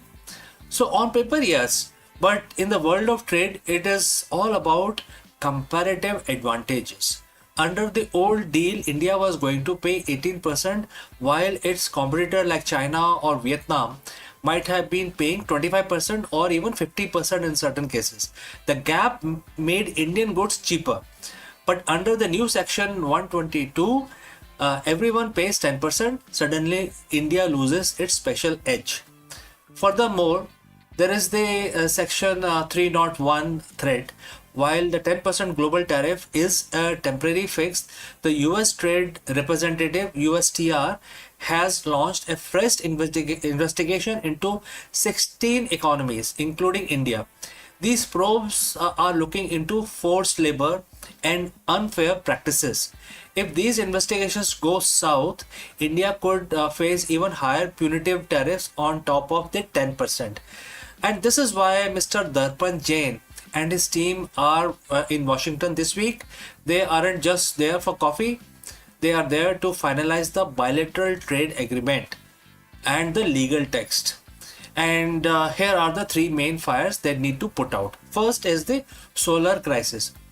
The Indian solar module exports to US have already crashed by 35% this year due to fluctuating duties. India needs a stable long-term rate to protect its growing green energy industry. Number two, the Russian oil factor. The US previously hit India with punitive duties because of the India's purchase of Russian oil. While some of those rolled back in February, the new section, which is 301 probe, could bring them back under a different name. And third is the big ticket energy deal. So in exchange for lower tariff, India is looking at buying massive amount of US LNG and nuclear tech. This energy for export swaps is the heart of the deal. India isn't just waiting on the Americans, though. While DC talks are happening, Commerce Secretary Mr. Rajesh Agarwal has confirmed the 2026 roadmap. And it's very interesting. First is the India-UK FTA, expected to go live in May 2026. Second is the India-New Zealand FTA, set to be signed in April, especially on April 27. Third is the EU and Oman FTA. Negotiations are in full swing and final stages. So India is essentially telling Washington, we want to be your partner, but we aren't putting all our eggs in one basket. With the trade deficit between the two nations narrowing down to 34 billion from 40 billion last year, India has some leverage, but the US is playing the hardball. The next 72 hours in Washington will determine the future of your wallet as well as my wallet. From the price of iPhone, even though it is assembled in India, to the cost of Indian textiles and pharma in the US, everything is on the line. Is this the start of a trade war 2.0, or it is just growing pain of a new America first architecture? One thing is certain, the era of easy, predictable global trade is over. So friends, what do you think? Should India stand its own ground, or should it offer more concessions to secure the US market? Let me know in the comments below. And don't forget to like and subscribe for more deep dives into shifting world of global power. Thank you for joining live. Thank you for watching. Before I wind up this session, a word about our affiliate partner. Stop settling for a good enough video. If your built-in laptop camera looks like a grainy mess, it is time for an upgrade. Want to instantly level up your video presence? I like to present the Lenovo Performance FHD webcam. This is a game changer for your desktop setup. Technically, this is packed. It has a very sensitive RGB sensor, very crisp photographs it takes. Also comes with two microphones on board, which helps you to record very clear voice in stereophonic format. And these microphones are very sensitive. You can actually move away from the camera up to 2 meters, and these microphones will pick up your voice without any problem. This is a very strong piece. This is very sturdy. Comes with tripod ready. Comes with a very long leash, so it gives you a lot of flexibility to place the webcam wherever you want to keep in your studio. And also it has a swivel base, which is also very handy. So if you want to basically level up your game and you want to pick up this camera at a discount, please click on the link here or scan the QR code. Now let's get back to our video.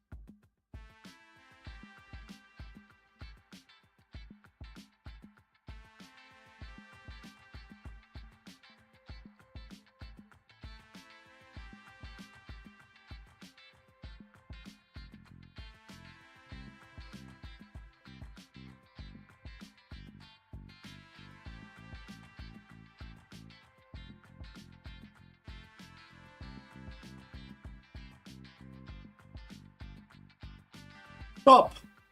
Before you hit the delete channel button or give up on your next upload, you need to watch this. Most creators quit YouTube exactly 3 feet from the gold. They see flat lines in their analytics and assume they are failing. But in reality, they are simply in a ghost phase, the period where the algorithm tests your consistency and your skills are being sharpened for the big break. In this video, we dive deep into the psychology of the content creation and why zero views might actually be your biggest competitive advantage. How? Let us discuss this further. You are checking your phone again. It's been 3 hours since you uploaded your latest video and the one you spent all weekend editing. You have refreshed the studio app 10 times and the number hasn't budged. 4 views, 2 of which were probably you. The thought starts creeping in. Is this even worth it? You see other creators blowing up overnight and you feel like you are shouting into a void. You are ready already to quit, but before you hit that delete channel button, I need you to understand one thing. You aren't failing. You are actually in the most important phase of your journey. Most creators quit exactly 3 feet from the goal. Today I'm going to show you why nobody is watching is actually your secret weapon and why your biggest breakthrough is like hidden right behind the urge to give up. Let's dive in. But before, if you have reached this far, please inform us from which city you have tuned in and in which language you are watching this video. This will help us determine the reach of our channel. I would also know who's watching and who's not. Alright, let's proceed further. Let's address the elephant in the room, which is the algorithm. We talk about it like it's a sentient being that hates us. It doesn't, but it's a system built on trust.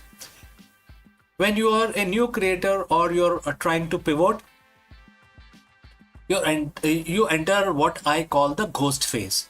Think about it. Why would YouTube push your content to millions of people if you are only person you can stay consistent for only 2 weeks? The algorithm is testing two things, your competence and your consistency. During this ghost phase, you have a massive advantage that no big creator has, which is freedom to fail. When nobody is watching, you can experiment, you can find your voice, you can mess up the lighting, and you can make terrible jokes without hundreds and thousands of people judging you. This is your training ground. You are not being ignored, you are being incubated. This is the concept from the book Atomic Habits called the plateau of latent potential. We expect progress to be in a straight line up. We think if I put in X amount of work, I should see X amount of views. But the growth on YouTube is exponential, not linear. You spend months, maybe years working in the valley of disappointment, and this is where you are putting in the work, but the result aren't showing yet. You are building the foundation. It's like bamboo tree. It grows underground for 5 years, developing a massive root system, and then it shoots up 80 feet in 6 weeks. So if you quit during the root building phase, the tree will never grow. Every video you make into a flop is actually a root. It's a data point. It's a lesson. It's one step closer to the 80-foot breakthrough. So why do most creators quit right before they win? It's because of the psychological phenomena called cognitive friction. The effort required to make a video feels much higher than the reward of 10 views. To survive this, you have to shift your win condition.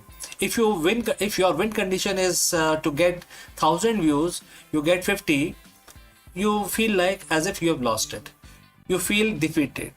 But if you win condition is like getting 1% better at color grading or write a more compelling hook, or you do that, you have won already, right? I mean, if you do all of these core competencies, regardless of the view counts, don't you think so? Winning on YouTube is a war of attrition. The pros aren't necessarily the most talented people on the platform. They are the one who refuse to go away. They stayed in the game long enough for the luck to find them. Because on YouTube, luck is just where the preparation meets the long enough timeline. Now, as a disclaimer, I'm not saying that you should keep doing exactly the same thing if it is not working. There is a difference between quitting and pivoting. If you have made 50 videos and they all have 0 views, don't quit YouTube. Change your strategy. Maybe your thumbnails are weak, maybe your intros are too slow. Use the silence to audit yourself. When nobody is watching, you have the lowest stakes possible to reinvent yourself. Don't you think so? So ask yourself, am I making content for me, or am I making content that solves a problem or provide value for someone else? Once you align your passion with audience's need, the nobody watching problem start to disappear. The hardest part of YouTube isn't the editing or the SEO. It is the mental game. It is showing up on Tuesday morning to film a video when your last 3 uploads tanked. But remember this, every major creator you admire today, from Mr. Beast to MKBHD, had a period where they were talking, making videos, but generating zero interest, 0 views. They felt exactly how you feel right now. The only difference between them and millions of abandoned channels is that they decided to post one more time. Your breakout video is already in your head. It's coming. It's going to come. Definitely. But you can't find it cannot find you if you weren't there to upload it, right? So don't quit. Just get 1% better today. So friends, what do you think? If you have any question or if you want to know more, please leave a comment below and I will see you again in the next one. Before I take your leave, a word about our affiliate partner. Stop settling for a good enough video. If your built-in laptop camera looks like a grainy mess, it is time for an upgrade. Want to instantly level up your video presence? I like to present the Lenovo Performance FHD webcam. This is a game changer for your desktop setup. Technically, this is packed. It has a very sensitive RGB sensor, very crisp photographs it takes. Also comes with 2 microphones on board, which helps you to record very clear voice in stereophonic format. And these microphones are very sensitive. You can actually move away from the camera up to 2 meters and these microphones will pick up your voice without any problem. This is a very strong piece. This is very sturdy. Comes with tripod ready. Comes with a very long leash, so it gives you a lot of flexibility to place the webcam wherever you want to keep in your studio. And also it has a swivel base, which is also very handy. So if you want to basically level up your game and you want to pick up this camera at a discount, please click on the link here or scan the QR code. Now let's get back to our video.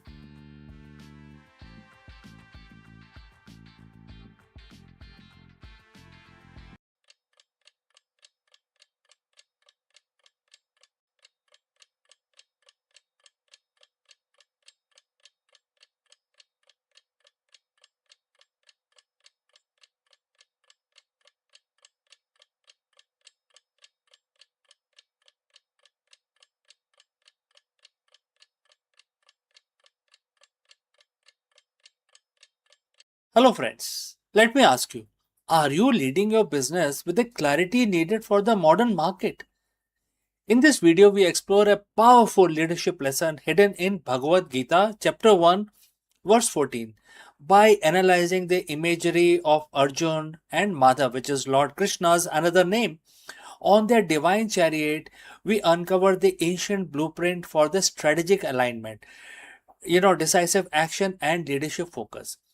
Just as the divine conch signaled readiness for the battle ahead, the CEOs and the business leaders today must ensure their team, vision, and strategy are perfectly aligned before making your next big move. Discover how integrating these timeless principles can help you and lead your organization with greater purpose and competitive edge. Let's go and explore this further. Welcome. If you are a CEO or a leader in the modern boardroom, you know that the greatest challenge isn't just having a vision, it is the execution. It is ensuring that every department, every manager, and every employee is pulling in the same direction at the exactly the same time. In the corporate world, we call this strategic alignment. But what if I told you that one of the most sophisticated blueprint for alignment was documented thousands of years ago, and therefore today we are looking at the Bhagavad Gita's wisdom, specifically mentioned in chapter 1, verse 14. The verse read, "From Pandav camp, the Madhav and Arjun blew his divine conch from the glorious chariot drawn by the white horses." And uh, this is basically a glorious chariot drawn by the white horses. On the surface, this is a scene of the preparation for war, but for the modern executive, this is the masterclass in organizational readiness. Let's break down how this ancient signal translate into a high-stake modern business strategy. Let us deconstruct the verse. You have the chariot, the white horses, and the divine conch. The chariot, which is your business model, the chariot represents the structural foundation of your organization. It must be glorious, meaning robust, well maintained, and built to handle the terrain of the competitive market. Next is the white horses, which is your strategic asset. Horses in Gita symbolizes the senses and energy driving the movement. For a CEO, these are your teams, your capital, and your technology. If your horses are not perfectly aligned, the chariot moves into circles and therefore it will not go anywhere. Next is divine conch, the leadership, which is the leadership signal. This is the most crucial part. Before we blow this conch, which is the signal, it is what a movement of unified communication. So what Krishna is trying to tell you is that it is basically about the unified communication. So why do so many companies fail? It is rarely a lack of resource, it's a lack of alignment. As a CEO, your job is to blow the conch. You are the source of signal. If your signal, your vision is muffled or inconsistent, your horses will lose focus. Unified decision making definitely is important here. Like Arjun and Madhav, you need a partnership between the driver, which is the operation strategy, and the warrior, which is the market execution. And this will all basically all about readiness. The blowing of the conch signifies that the decision has been made and the organization is now in a state of readiness for execution. No more deliberations are required, no more doubts. The signals have been given. Friends, how do we apply this on Monday morning? Very good concept, but how do we actually implement it? First is audit your signals. Are you constantly pivoting, or is your conch blast clear enough for everybody to understand? If you have to repeat your vision daily, it means it hasn't been integrated into the teams yet. Ensure your white horse, which is the health or organizations, are your resources, your teams, and technology healthy and prepare for the intensity of the market. And aligned strategy fails if the asset pulling the chariot are exhausted or mismanaged. The feedback loop. In the Gita, the sound of the conch was meant to be heard across the entire field. Your internal communication must have every level of your organization from C suite to the front line. To conclude, chapter 1, verse 14 is not just description of the battlefield, it is a description of the leadership integrity. When leadership is aligned, the strategy is executed with divine precision. Your business is your chariot, your teams are your horses, your vision is the sound of your conch shell. When you blow the signal with absolute clarity, the market listens, and more importantly, your organization moves as one entity towards your ultimate goal. So, friends, This is a lesson from Bhagavad Gita. Thanks for joining this exploration of the ancient wisdom for the modern CEO. If you found this helpful, take a moment to look at how your own chariot is aligned today. So, friends, I will catch you again very soon in the next one. Please do not hesitate to send across your opinion or any question you might have. See you in the next one.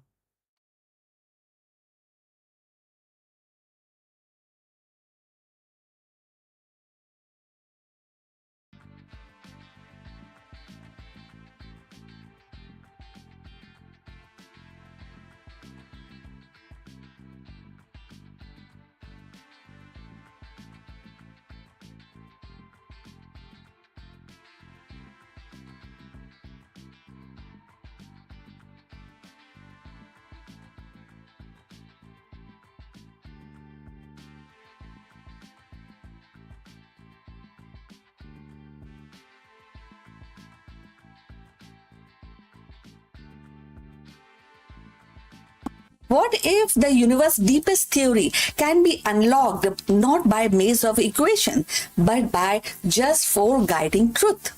String theory, long seen as most intrigue puzzle in physics, has suddenly revealed itself as a symphony of simplicity. Researchers now propose that with only four assumptions, the grand idea of vibrating string, thread weaving matters, energy, and space and time emerges naturally. It is as if the cosmos itself whispers, and complexity is born from elegance and infinite rest on the shoulders of few. So let's discuss this subject further.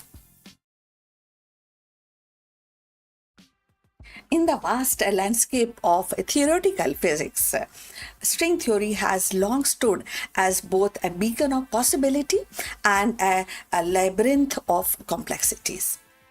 For decades, it has promised a unified framework, a way to reconcile quantum mechanics with the general relativity, to weave together the smallest particle and the largest cosmic structure into a single tapestry. Yet, its reputation has often been that of an intrigue puzzle and requiring layers upon layers of assumptions, mathematical scaffolding, and abstract dimensions. Now, researchers suggest that the path to string theory may be far simpler than imagined. Only four fundamental assumptions are needed to derive it. And this proposal reframes the narratives, and instead of towering the edifice built on the countless hypotheses, string theory could emerge from a fundamental foundation as an elegant as the theory itself, aspiring to be.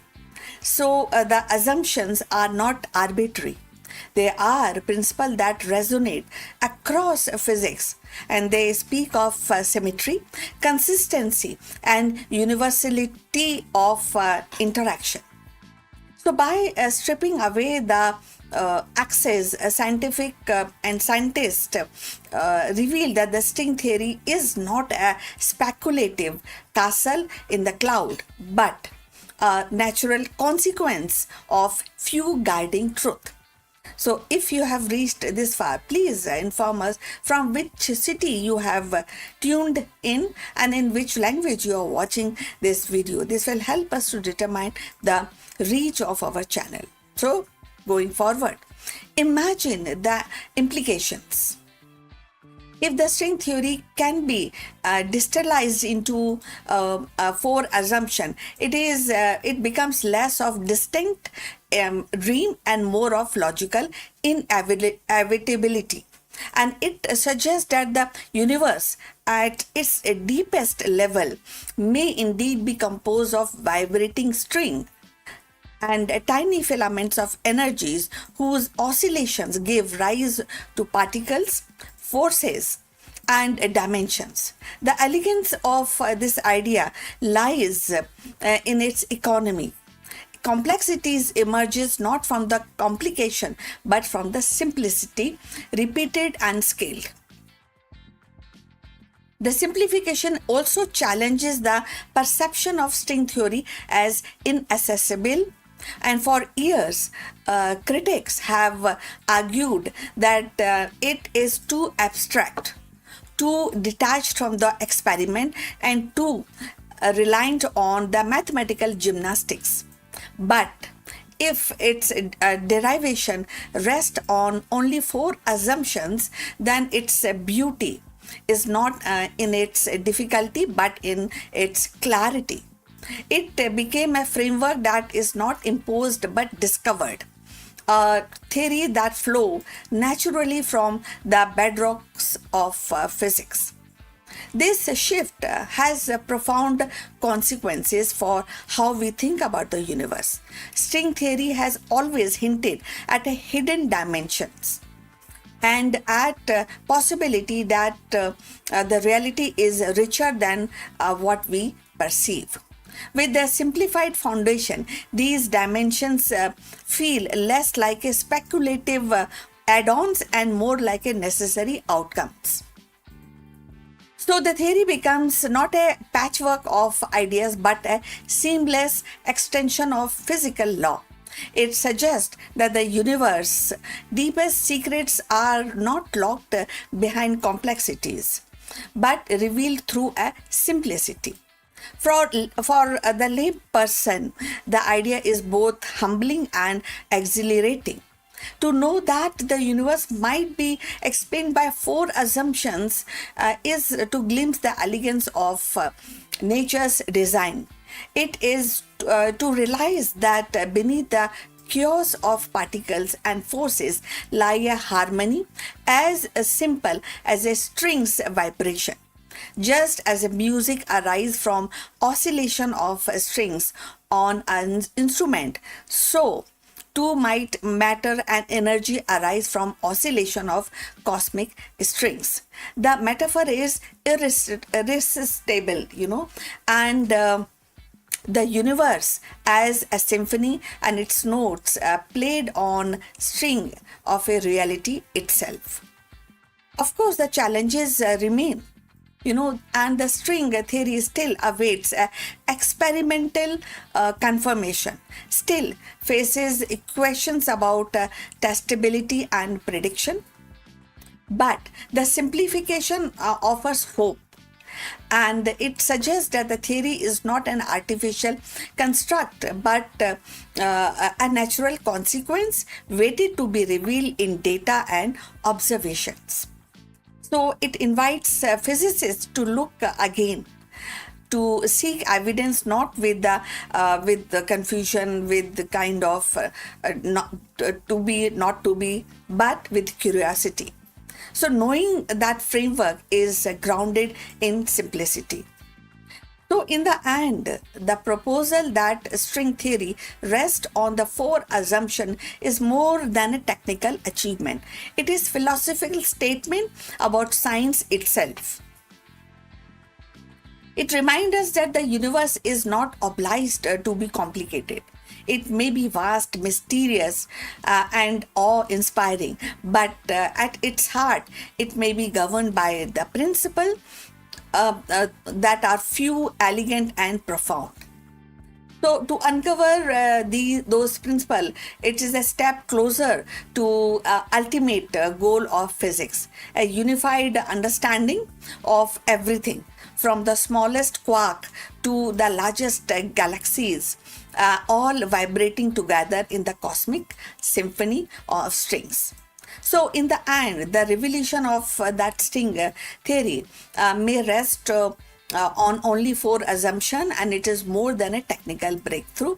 It is a testament to the universe's elegance and complexities once thought to be the hallmark of ultimate truth give way to the simplicity, showing us that the thread and the cosmos may be woven from just handful of threads.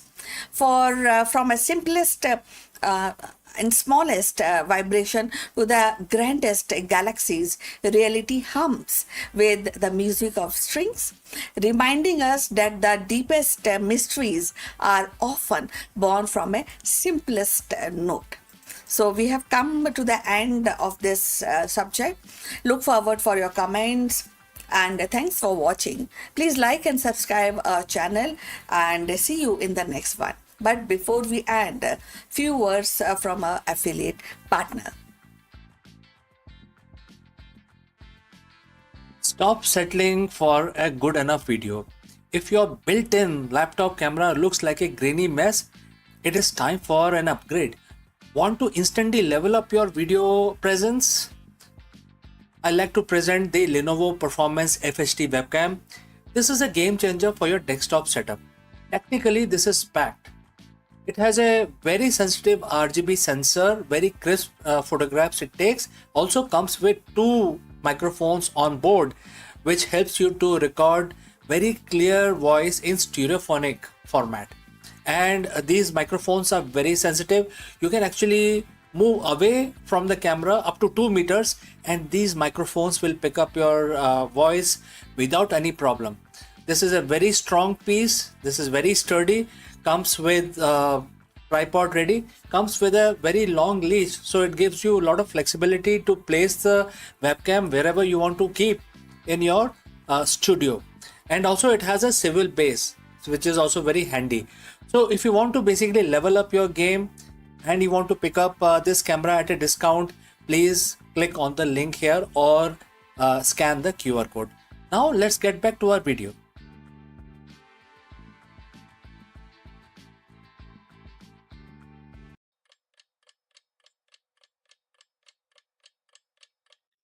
Hello friends and namaskar. Today we are discussing about the neutron stars.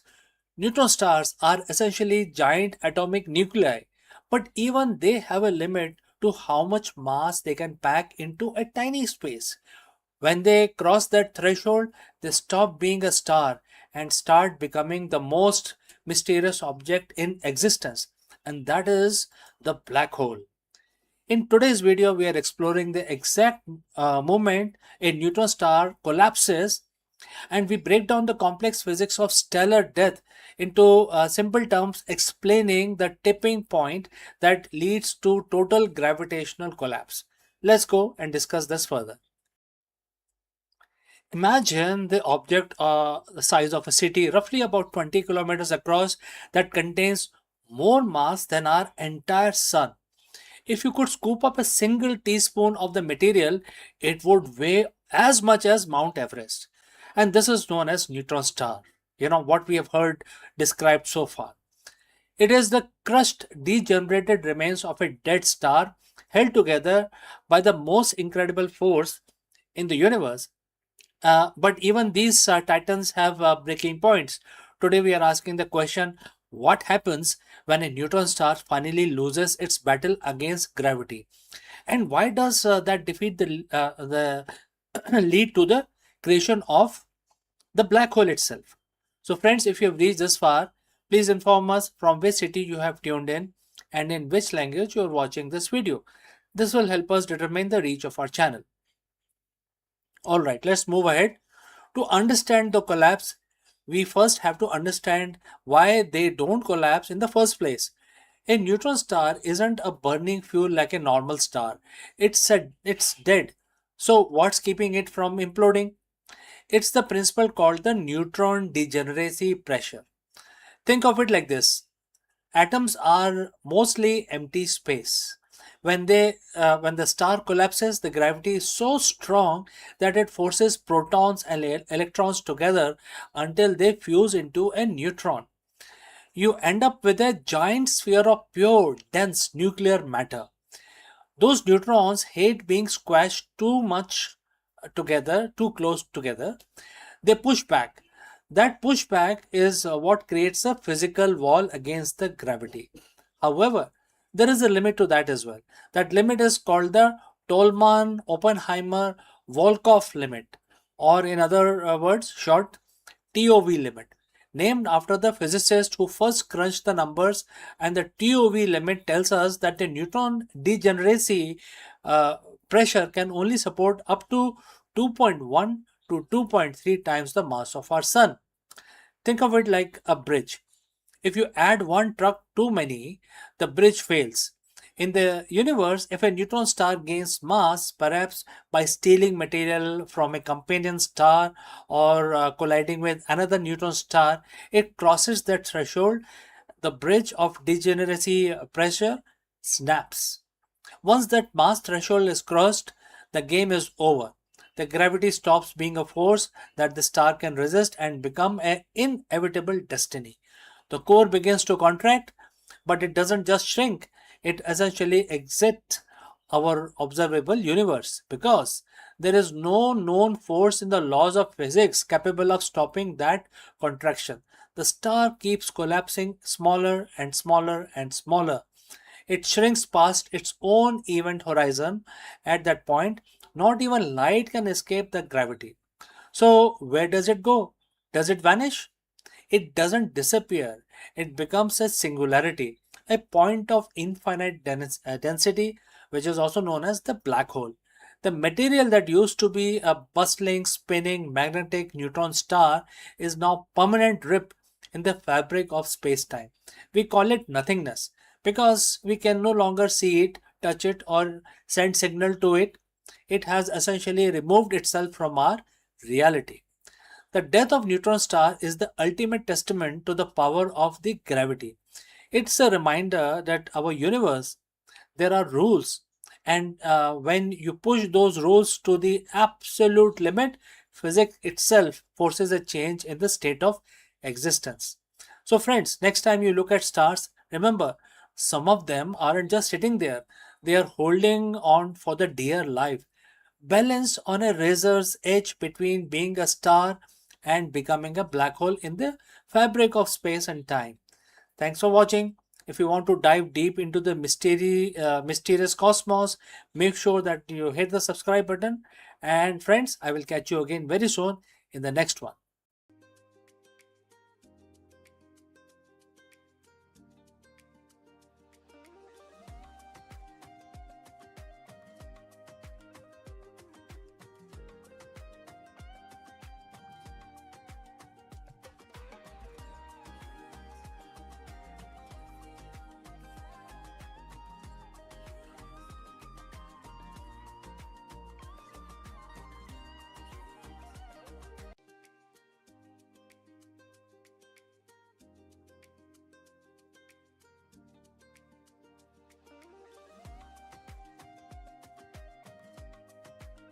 The idea of robots living alongside us has been belonged to the realm of science fiction. Yet today it is edging into the reality. With the debut of AI-powered robot designed specially for home use, the boundary between futuristic imagination and everyday life is dissolving. These machines are no longer confined to factory floors or research labs. They are stepping into kitchen, living room, bedroom, promising to transform the domestic routine. The debut of AI robots for domestic use is not just a technological milestone, it is a cultural one also. It sparks curiosity, inspires hope, ignites debate. So, are we welcoming helpful assistants into our lives or surveillance device disguised as a companion? The answer may shape not only the future of our household but also the broader relationship between human and intelligent machine. Artificial intelligence has begun to step out of the research lab and corporate offices into the most intimate of the space, our home. So debut of AI powered domestic robots marks a turning point in consumer technology, one that blends convenience with controversy. So these machines are designed to handle everyday tasks, tidying rooms, monitoring energy use, assisting with cooking, or even offering companionship.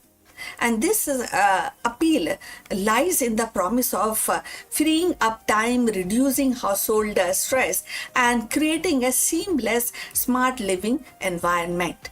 For many consumers, the idea of robot that can anticipate the need and act automatically and feel natural is the next step after smart speakers and connected appliances. Yet, the excitement is tempered by uneasy, and that is privacy debate over flared almost immediately.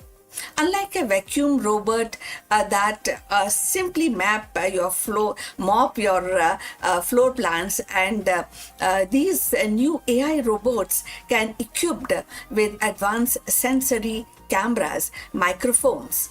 So they don't just clean, they observe, interpret, and learn. That means that they are constantly collecting data from household routine, personal habits, even private conversations. So for some, this feels like inviting a surveillance device into the living room. The questions become: who owns that data and how securely it is stored? So if you have reached this far, please inform us from which city you have tuned in and in which language you are watching this video. This will determine the reach of our channel. So going forward, the consumer interest is undeniable. Early demonstrations have drawn crowds, and pre-orders suggest a strong demand. Families imagine robots that can help elderly relatives, parents, and vision assistants with the childcare. And the professionals see value in delegating some routine work. So, but alongside with enthusiasm, the critics warn of the risk of dependency and erosion of boundaries. So, if a robot can recognize emotions, respond to the stress, and adapt to the personal preferences, does it cross into the territories of replacing human interaction? So, and if the companies monetize the insight gathered from these robots, does the home cease to be a private sanctuary? So this tension between innovation and intrusion defines the current debate.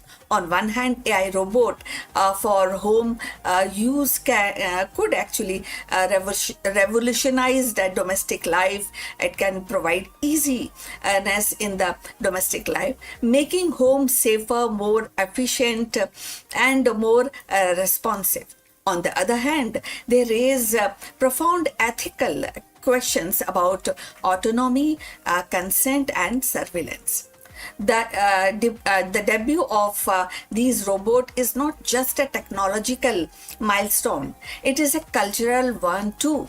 It actually forces society to grapple with what we value more: convenience or privacy, automation or intimacy.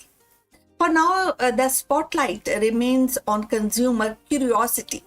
The allure of futuristic living is strong, and many are eager to experiment. But as adoption spread, the conversation will inevitably shift from novelty to accountability. The home, once the most private space, is becoming the next frontier for AI, and how we navigate this frontier will shape not only our domestic life but also our broader relationship with technology. The arrival of AI robots in our home is more than a technical upgrade. It is definitely, as we are discussing, cultural shift. These machines promise efficiency, they also promise safety, and even the companionship, yet they are that is a challenge of our notion of privacy, intimacy within the household.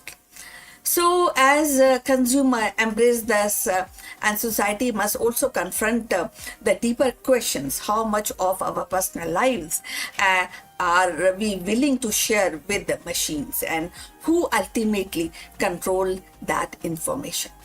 So, so that is that whether they become a trusted helper or controversial intruders will depend only on the technological itself, but also value we choose to uphold as we invite artificial intelligence into our most private corners of our lives. So we have come to the end. Thanks for watching. Please like and subscribe our channel, and see you in the next one. But before we close this live streaming, few words about our affiliate partner. Stop settling for a good enough video. If your built-in laptop camera looks like a grainy mess, it is time for an upgrade.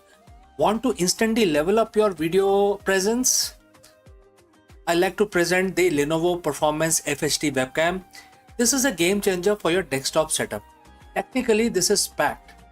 It has a very sensitive RGB sensor, very crisp photographs it takes. Also comes with two microphones on board, which helps you to record very clear voice in stereophonic format.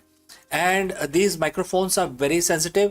You can actually move away from the camera up to 2 meters, and these microphones will pick up your voice without any problem. This is a very strong piece. This is very sturdy. Comes with tripod ready. Comes with a very long leash, so it gives you a lot of flexibility to place the webcam wherever you want to keep in your studio. And also it has a swivel base, which is also very handy. So if you want to basically level up your game and you want to pick up this camera at a discount, please click on the link here or scan the QR code. Now let's get back to our video.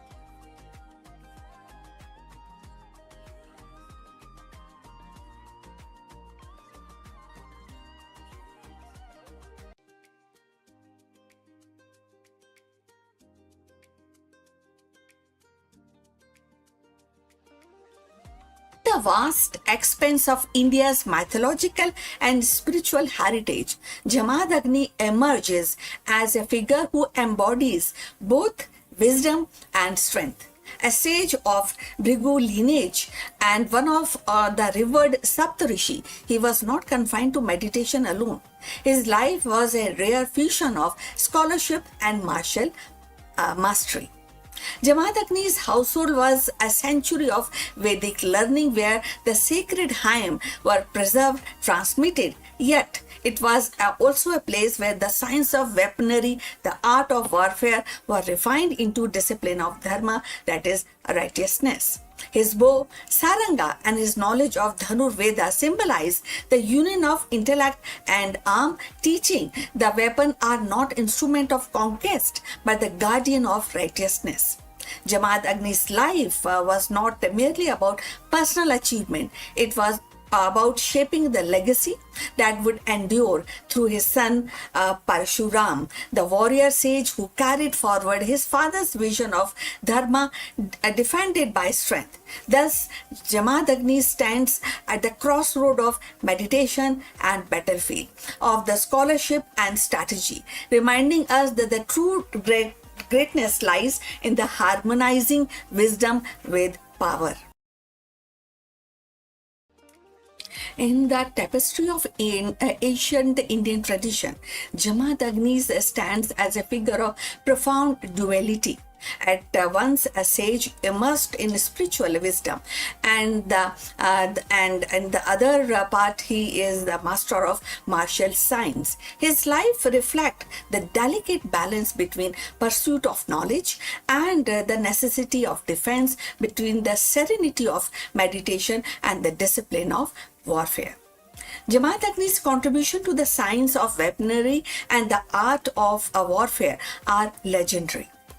As a descendant of great sage Bhrigu, he inherited not only the spiritual insight but also a deep understanding of martial techniques. Ancient texts describe him as a custodian of Dhanur Veda, a branch of knowledge that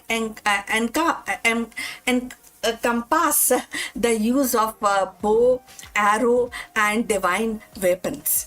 His bow, saranga, became the symbol of his mastery, later passed on to his son Parshuram, who wielded it into a campaign against the Kshatriyas. Jamadagni's teaching emphasized discipline, precision, and the ethical use of force that is also applies on warfare. It was not just for the conquest, but for the protection of dharma, which is righteousness. In this way, he elevated martial science into a sacred art and inseparable from moral responsibility. The bow of dharma can be seen in the modern cybersecurity and AI governance. Our digital weapon, algorithms, data, and code must be aimed at protecting truth, justice, and not the exploitation. The legacy reminds us that the technology is powerful only when aligned with the ethical purpose.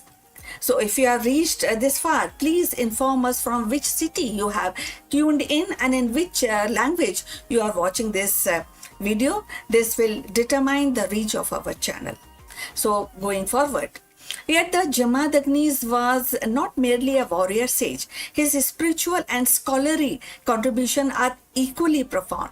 As one of the verse revered Saptarishi, he played a vital role in preserving and transmitting the Vedic knowledge. His devotion to meditation, or spirituality made him a beacon of righteousness. His household became the center of learning.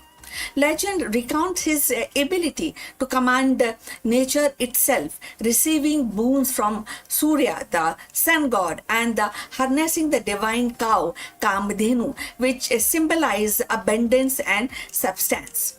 These stories reflect his stature as a sage who could bridge the material and the spiritual, guided by, and definitely that will help in guiding humanity towards balance. This was very important in the context of making the balance. If we think deeper and find out in 2026, that is actually more relevant. This continuity reflects how knowledge passes from one generation to the next, and today's AI pioneering inherit both innovation and responsibility. The art of war in 2026 is not just about weapon, but about navigating global conflict in cyber space, in trade wars, and AI ethics. Jamaat Agni's story reminds us that every new generation must weld its tool with wisdom. The tragedy of Jamadagni's death, slain by the men of King Kartivirya Arjun for refusing to surrender Kamdhenu, underscores the eternal tension between the spiritual authority and the worldly power. His martyrdom ignited Pashuram's vow to rid the earth of oppressive rulers, ensuring that Jamadagni's legacy lived on not only in a scholarship but also in action. Through his son, his teaching on weaponry, dharma were carried forward, shaping one of the most dramatic cycles in Hindu mythology.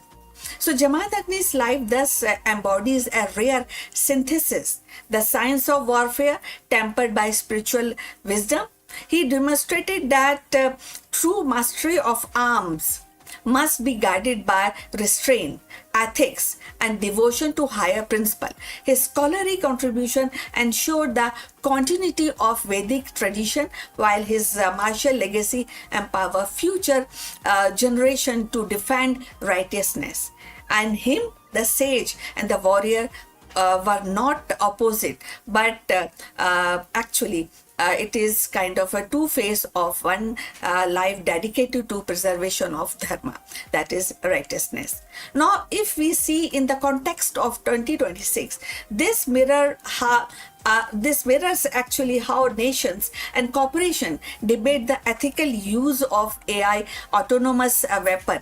Just as Jamadagnis insisted on restraining, today's leaders grappled with ensuring AI-driven defense system remain accountable to human values.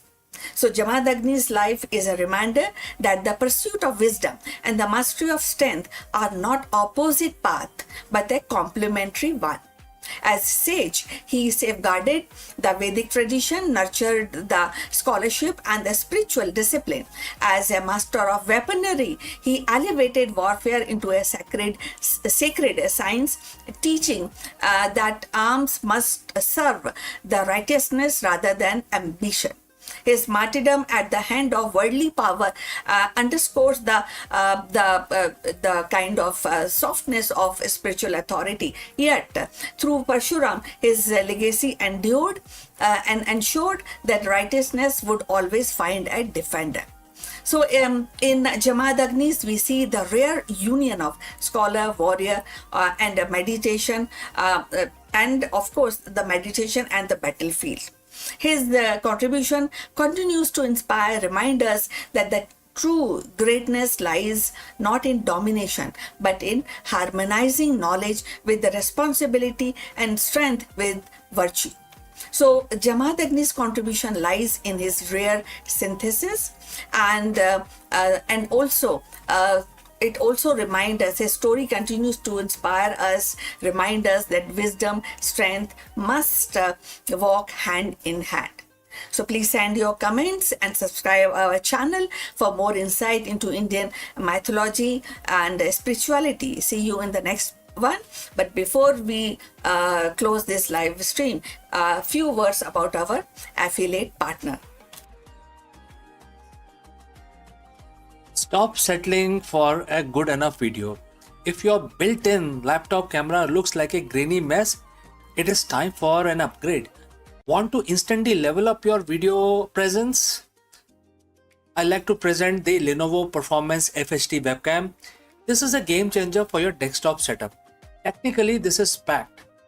It has a very sensitive RGB sensor, very crisp photographs it takes. Also comes with two microphones on board, which helps you to record very clear voice in stereophonic format. And these microphones are very sensitive. You can actually move away from the camera up to 2 meters, and these microphones will pick up your voice without any problem. This is a very strong piece. This is very sturdy. Comes with tripod ready. Comes with a very long leash, so it gives you a lot of flexibility to place the webcam wherever you want to keep in your studio. And also it has a swivel base, which is also very handy. So if you want to basically level up your game and you want to pick up this camera at a discount, please click on the link here or scan the QR code. Now let's get back to our video.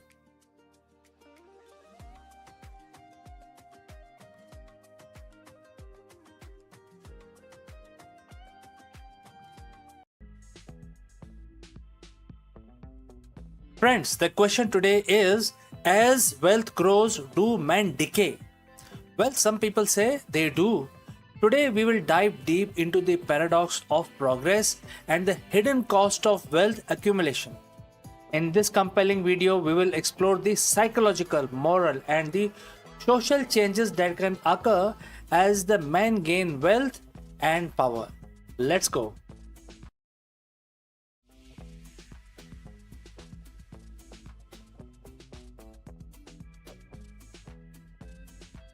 We live in a world that glorifies the wealth. From the moment we are old enough to understand, we are taught that success, comfort, and happiness are often measured by the size of our bank account. We chase promotions, dream of bigger houses, covet the latest tech, and all under the assumption that more is always better. But what if that wasn't entirely true? What if beneath the shimmering surface of the prosperity, there is a hidden cost, a silent erosion that impacts the very core of who we are, especially for men as well as for women? Today, we are going to ask a provocative, perhaps even unsettling question: as the wealth grows, do men decay? When we talk about decay, we are not just talking about the physical aspect of it. This isn't about aging. It's about something deeper.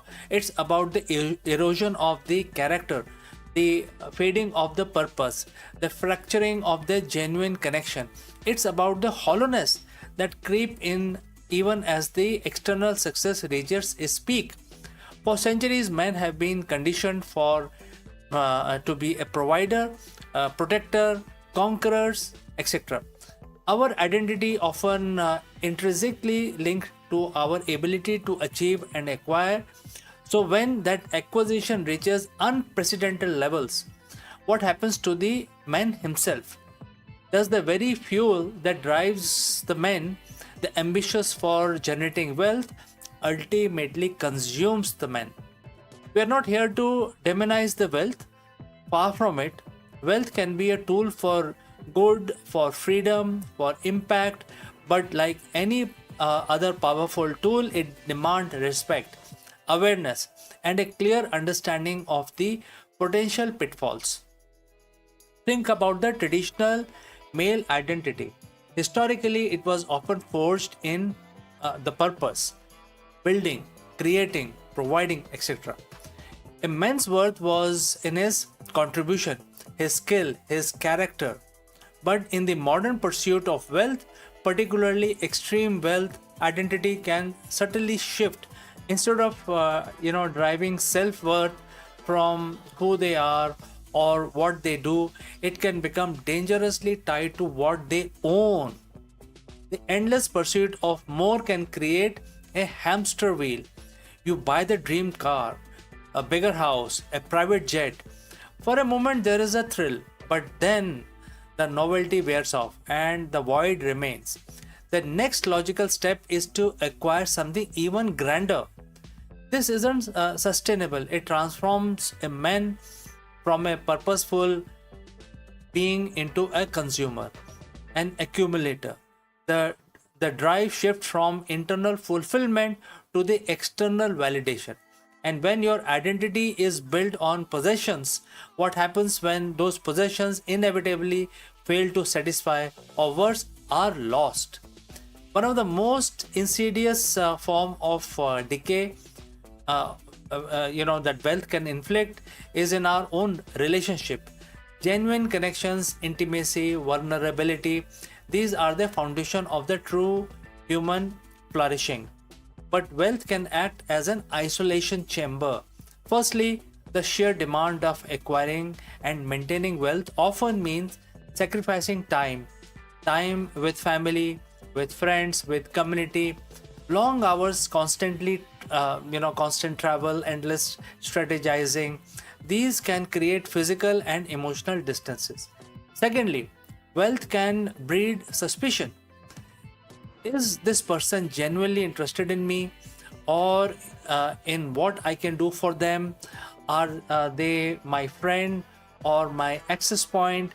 This constant questioning can make genuine vulnerability incredibly difficult, leading to a guarded existence. Thirdly, the lifestyle associated with extreme wealth can be exclusive. It can separate men from their roots, from the everyday experience that fosters empathy and connection with the wider world.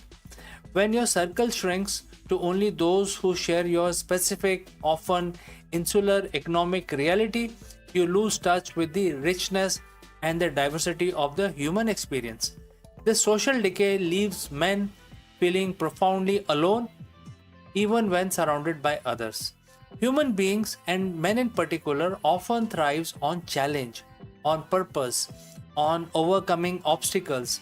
There is a certain edge that comes from striving, from feeling the grit of the struggle. It forges resilience, gratitude, and a deeper appreciation for achievement. But when wealth removes all obstacles, when every need is immediately met and every comfort is readily available, that edge can dull the shine of your life.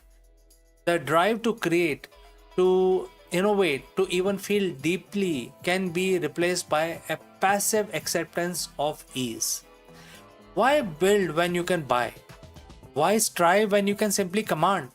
This isn't to say comfort is inherently bad, but unchecked, it can become a crutch that prevents growth. It can lead to state of sort of emptiness, a profound boredom that even greatest luxuries cannot remove.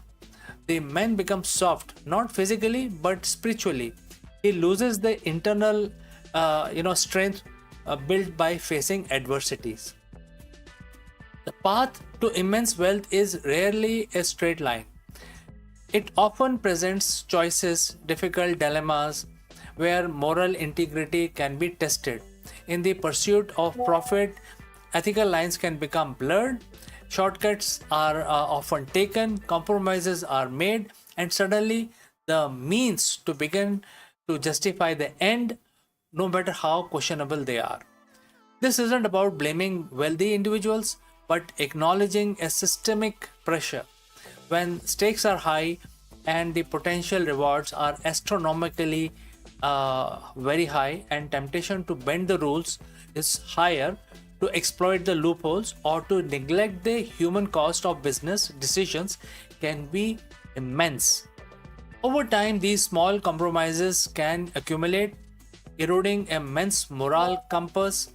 What was once unthinkable becomes unacceptable, or rather acceptable, and then it becomes absolutely normal. The decay here is in the spirit, in the values that once defined the man. When a man loses his ethical grounding, he loses a fundamental part of his humanity. Wealth can create powerful illusions of control. The belief that money can solve every problem, protect against every threat, and guarantee a certain future. This can lead to hubris, a sense of invincibility that blind men to their own vulnerability and unpredictable nature of life. But beneath this illusion often lies a profound fear, the fear of loss. The more you have it, the more you have to lose. The constant pressure to maintain, to grow, to protect assets can be a source of immense anxiety. This fear can consume mental space, leading to an inability to truly relax, to be present, or to simply enjoy what has been accumulated. This isn't just about financial loss, it's about the loss of identity tied to that particular wealth, the loss of status, the loss of perceived power. This fear can lead to desperate measures, further ethical compromises, and overall sense of unease, even in the midst of the luxury. It's a mental decay, a constant state of low grade panic, regardless of external circumstances. So, if the potential for decay is real, how do we reverse it? How do we cultivate growth even amidst immense wealth? It starts with awareness and intention. Recognize that wealth is a tool, not an identity. It's about consciously choosing where to focus your energy and attention. Re-establish purpose beyond profit. Find meaning in contribution, in creation, in legacy that isn't just about monetary value. What problems can you solve? What goods can you foster? Prioritize genuine connections. Actively invest time and vulnerability in your relationships. Seek out authentic friendships. Nurture family bonds and engage with diverse communities. Embrace discomfort and growth. Don't let comfort breed stagnation. Seek out new challenges, learn new skills, push your boundaries in a way that aren't tied to financial gains. Cultivate gratitude and mindfulness. Appreciate what you have rather than constantly striving for what you lack. Practice mindfulness to stay present and connect to the richness of everyday life. Define your value and live them. Regularly assess your actions against your core values. By willing to make it harder, more ethical choices, even if it means sacrificing short-term gains. Wealth in itself is neutral. It is the human response to it, the choice we make, the value we hold, that determine its ultimate impact. The question is, as wealth grows, do men decay? Isn't meant to be condemn success or glory of the rich man, but to invite deeper introspection. It is a reminder that a true prosperity isn't just about what you accumulate, but about you become what you become in the process. The greatest riches a man can possess are not found in the vaults, but in the character, his relationships, his purpose, and his peace of mind. Let us strive not just for financial growth, but for human flourishing. Let us use wealth as a means to build a richer life, not a hollow one. Because in the end, the only thing that truly decays is which is neglected. And let us not neglect the men who we are in the pursuit of wealth as we desire. So, friends, I'd like to know if you have any comments, any suggestions, or any questions. Please leave them in the comment section below, and I will catch you again in the next one.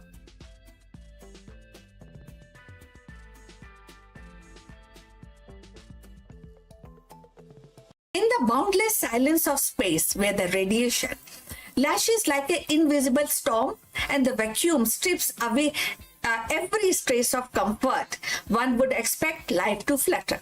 Yet, against all odds, tiny fungal spores have endured, and their survival is more than a scientific curiosity.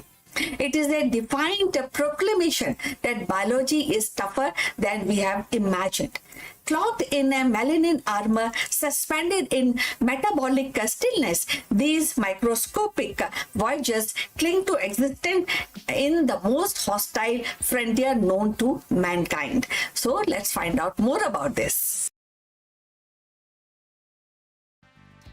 In the cold silence beyond Earth's protective atmosphere, where the radiation storm rages and temperatures plummet, life is not expected to endure.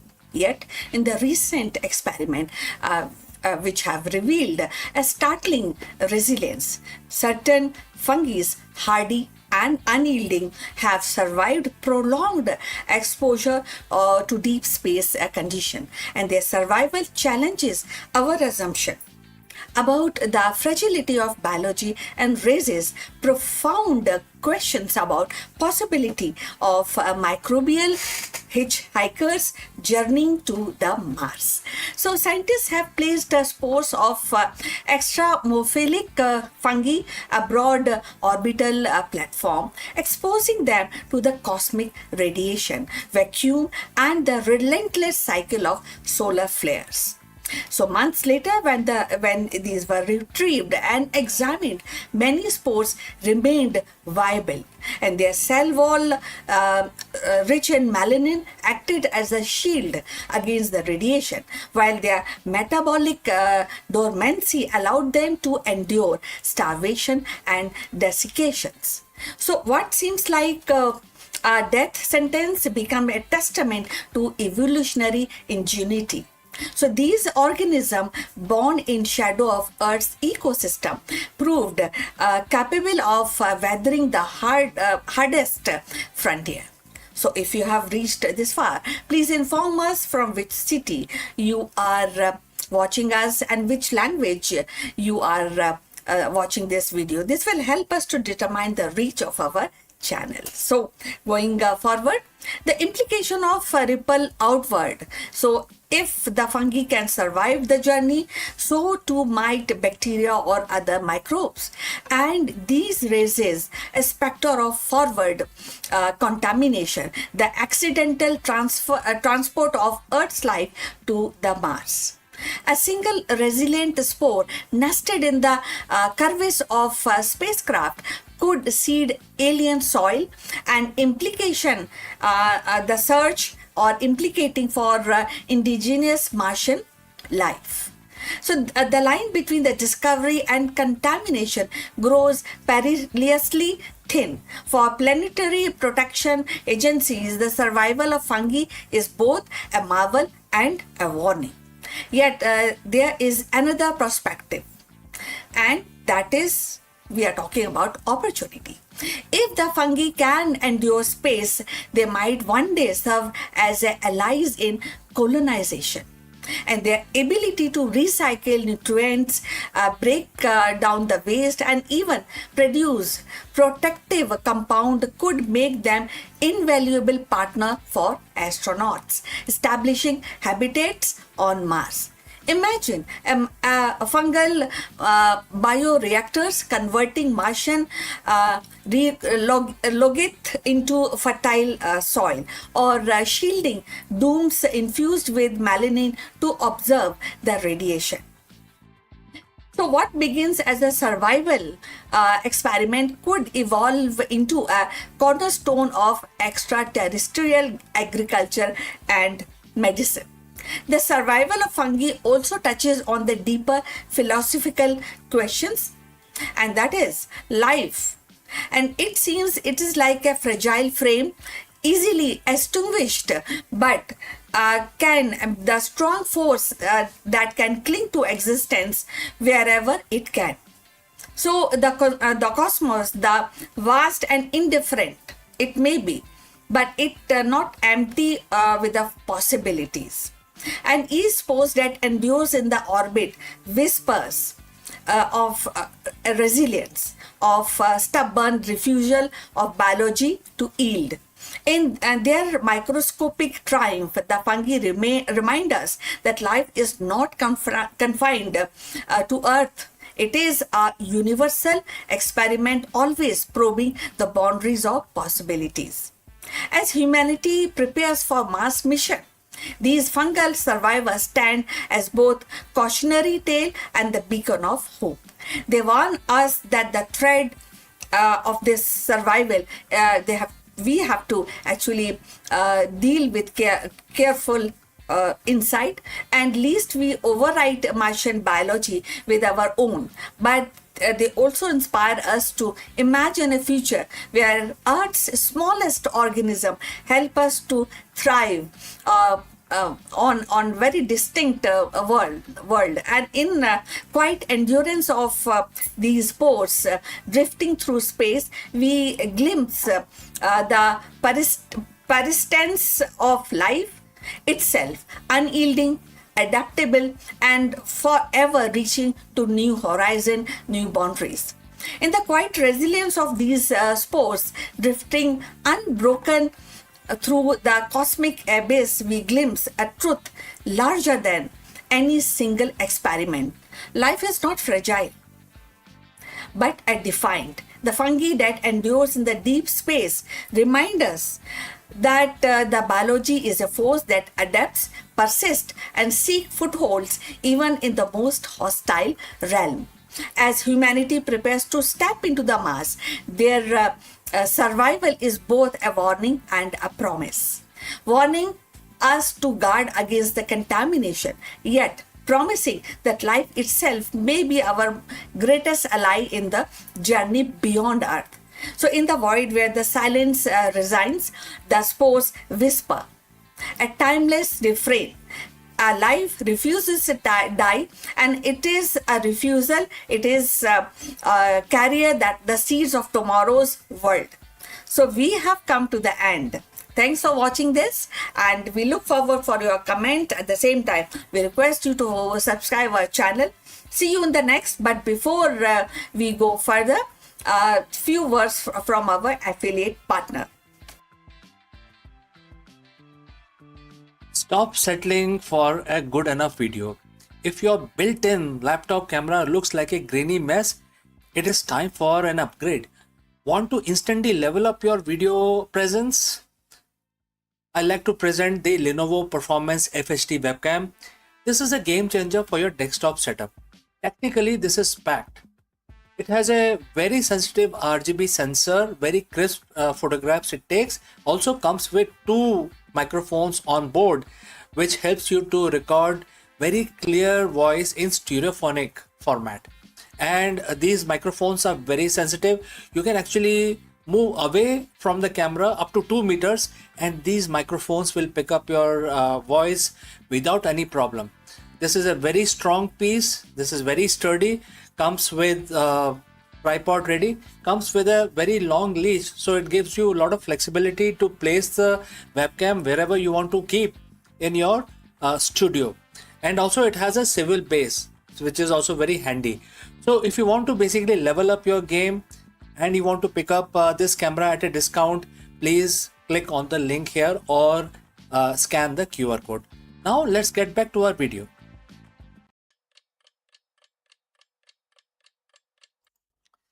नमस्कार दोस्तों, आप सभी का स्वागत है। आज है बृहस्पतिवार और जैसा कि आप सभी लोगों को पता होगा, ज़्यादातर लोगों को पता रहता है कि बृहस्पतिवार का जो दिन होता है ये भगवान विष्णु के लिए समर्पित होता है। तो आज के दिन हम भगवान विष्णु की पूजा करते हैं, आराधना करते हैं और हर रोज़ की तरह अपना दिन शुरू करने से पहले हम भगवान विष्णु का नमन करेंगे, उनको याद करेंगे।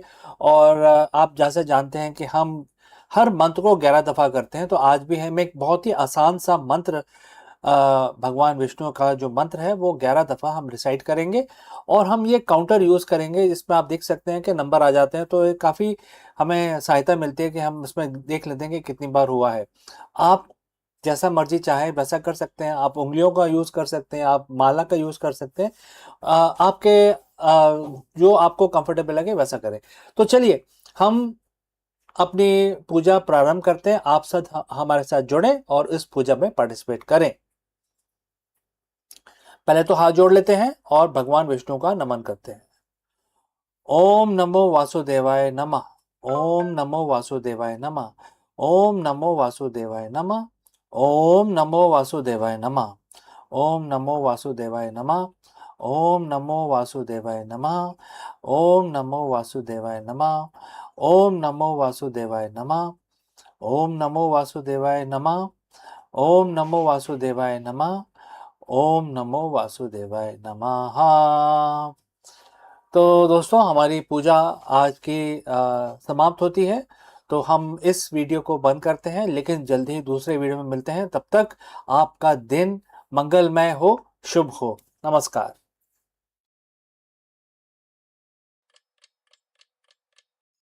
नमस्कार दोस्तों, आप सबका स्वागत है। हम अब क्योंकि सोमवार है तो महामृत्युंजय का जाप करेंगे। आंखें बंद कर लीजिए, हाथ जोड़ लीजिए और शंकर भगवान का नमन करिए। ओम त्र्यंबकम यजामहे सुगंधिम पुष्टिवर्धनम उर्वारुकमिव बंधनान् मृत्यो मोक्षीयमामृतात् सज्ञो जातं प्रपाघमि भगवन्त मृत्युम जय शिवम अभयामि। ओम त्र्यंबकम यजामहे सुगंधिम पुष्टिवर्धनम उर्वारुकमिव बंधनान् मृत्यो मोक्षीयमामृतात् सज्ञो जातं प्रपाघमि भगवन्त मृत्युम जय शिवम अभयामि। ओम त्र्यंबकम यजामहे सुगंधिम पुष्टिवर्धनम उर्वारुकमिव बंधनान् मृत्यो मोक्षीयमामृतात् सज्ञो जातं प्रपाघमि भगवन्त मृत्युम जय शिवम अभयामि। ओम नमः शिवाय, ओम नमः शिवाय, ओम नमः शिवाय। दोस्तों, आप सबका दिन मंगलमय हो, इसी कामना के साथ इस वीडियो को यहीं समाप्त करते हैं। जल्दी मिलता हूं दूसरे वीडियो में।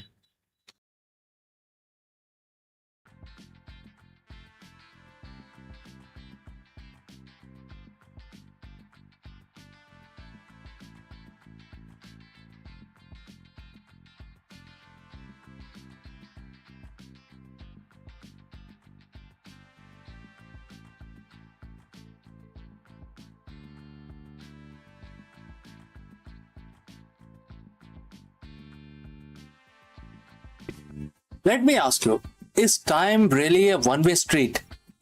The new research suggests that Einstein's famous wormhole theory might hold the key to the mind-bending possibility of a hidden mirror of time. And friends, as you know, mirror always casts an inverted image. In this video, we break down the latest theoretical physics breakthrough that is challenging everything we know about the arrow of time, entropy, and the fabric of space-time. Could wormhole act as a portal to a mirror reality where time flows in the reverse direction? We dive into the science behind the headlines and explain what this discovery means for the future of quantum mechanics and cosmology. Let's go. What if everything we know about time is backward? We have been told that the time flows in only one direction, from past into the present and towards an inevitable future. It's the arrow of time. But what if that arrow isn't just pointing forward? What if it is also pointing back in the backward direction? And the key to understand that secret lies in one of the most famous yet misunderstood concept in physics, which is the Einstein-Rosen bridge. When we hear about the word wormhole, we think of interstellar. We think of space traveler jumping across galaxies in seconds. But here is the first breakthrough in our understanding today, and that is not what Einstein and Rosen intended. Friends, before we move forward, if you have reached this far, please inform us from which city you have tuned in and in which language you are watching this video. This will help us determine the reach of our channel. Alright, let's proceed further. In the year 1935, Albert Einstein and his colleague Nathan Rosen weren't trying to build a space travel portal. They were struggling with the math of gravity and quantum fields. They created a bridge, a mathematical connection between the two identical symmetrical sheets of space-time. It wasn't a tunnel for a spaceship, it was a theoretical tool meant to reconcile how matter behaves in extreme gravity. Fast forward to 2026, a massive shift in how we interpret those equations have just emerged. Instead of physical tunnel through space, researchers are proposing that the Einstein-Rosen bridge is actually a quantum link between two opposite directions of time. Think of it like a mirror. If you stand in front of a mirror, you will see yourself, right? Now imagine that the mirror doesn't just reflect your image, it reflects your flow. In this new theoretical model, our universe is paired with a mirror, a component where time flows in the exact opposite direction. The bridge isn't the shortcut across the galaxy, it is a fundamental connection that allows quantum systems to remain balanced, consistent, and crucially irreversible. So what does this matter? Why this matters now? Because of the black hole information paradox. For decades, physicists have been terrified that if the information falls into the black hole, it is lost forever. They violate and the violent laws of quantum mechanics, and therefore, there could be only two situations. One is that everything is true, or the quantum mechanics and the laws of relativity works across all positions on in the space. But if this mirror time theory is correct, that information isn't destroyed, it simply evolves along the backward flowing time component. It's not gone, it's just living in the mirror. And this doesn't explain black holes. It might explain the very beginning of everything. Some researchers are now suggesting that our Big Bang wasn't the absolute beginning. It was more like some sort of a restarting of something. It may have been a bounce, a transition from a contracting phase of previous universe, mirrored by this strange temporal connection. Even more mind-bending is the small relic black holes from this pre-bounce phase might still be hiding in our universe today, potentially explaining the mysteries of the dark matter. We aren't building time machines today, and we are not going to be traveling through space tunnels to another galaxy anytime soon. But we might have just discovered something deeper. That time isn't just a line, it is a tapestry woven together by forward and backward threads, holding in place by most beautiful mathematical bridge ever conceived. The universe isn't just expanding, it is reflecting, and we are finally starting to look into the mirror. So friends, what do you think about this new proposed idea to solve the biggest issues that we face in our physics today? I'd like to know from you. Please send in your comments. Before I close this live stream, a word about our affiliate partner. Stop settling for a good enough video. If your built-in laptop camera looks like a grainy mess, it is time for an upgrade. Want to instantly level up your video presence? I like to present the Lenovo Performance FHD webcam. This is a game changer for your desktop setup. Technically, this is packed.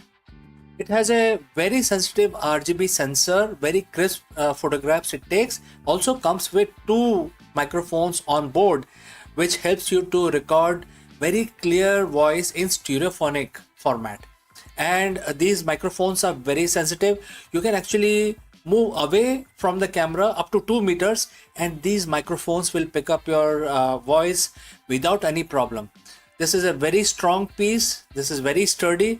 Comes with tripod ready. Comes with a very long leash, so it gives you a lot of flexibility to place the webcam wherever you want to keep in your studio. And also it has a swivel base, which is also very handy. So if you want to basically level up your game and you want to pick up this camera at a discount, please click on the link here or scan the QR code.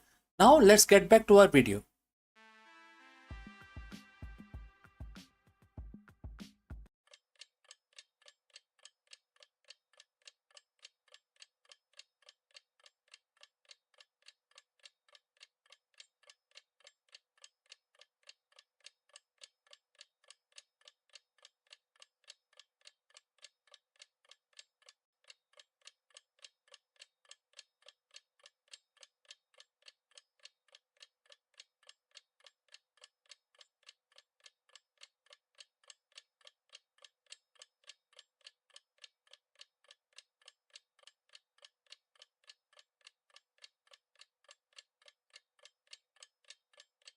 In the fragile environment of bird's retina, a fleeting atomic reaction is happening that defies the laws of classical physics. If these birds lose their connection to quantum coherence for even a microsecond, they lose their way entirely.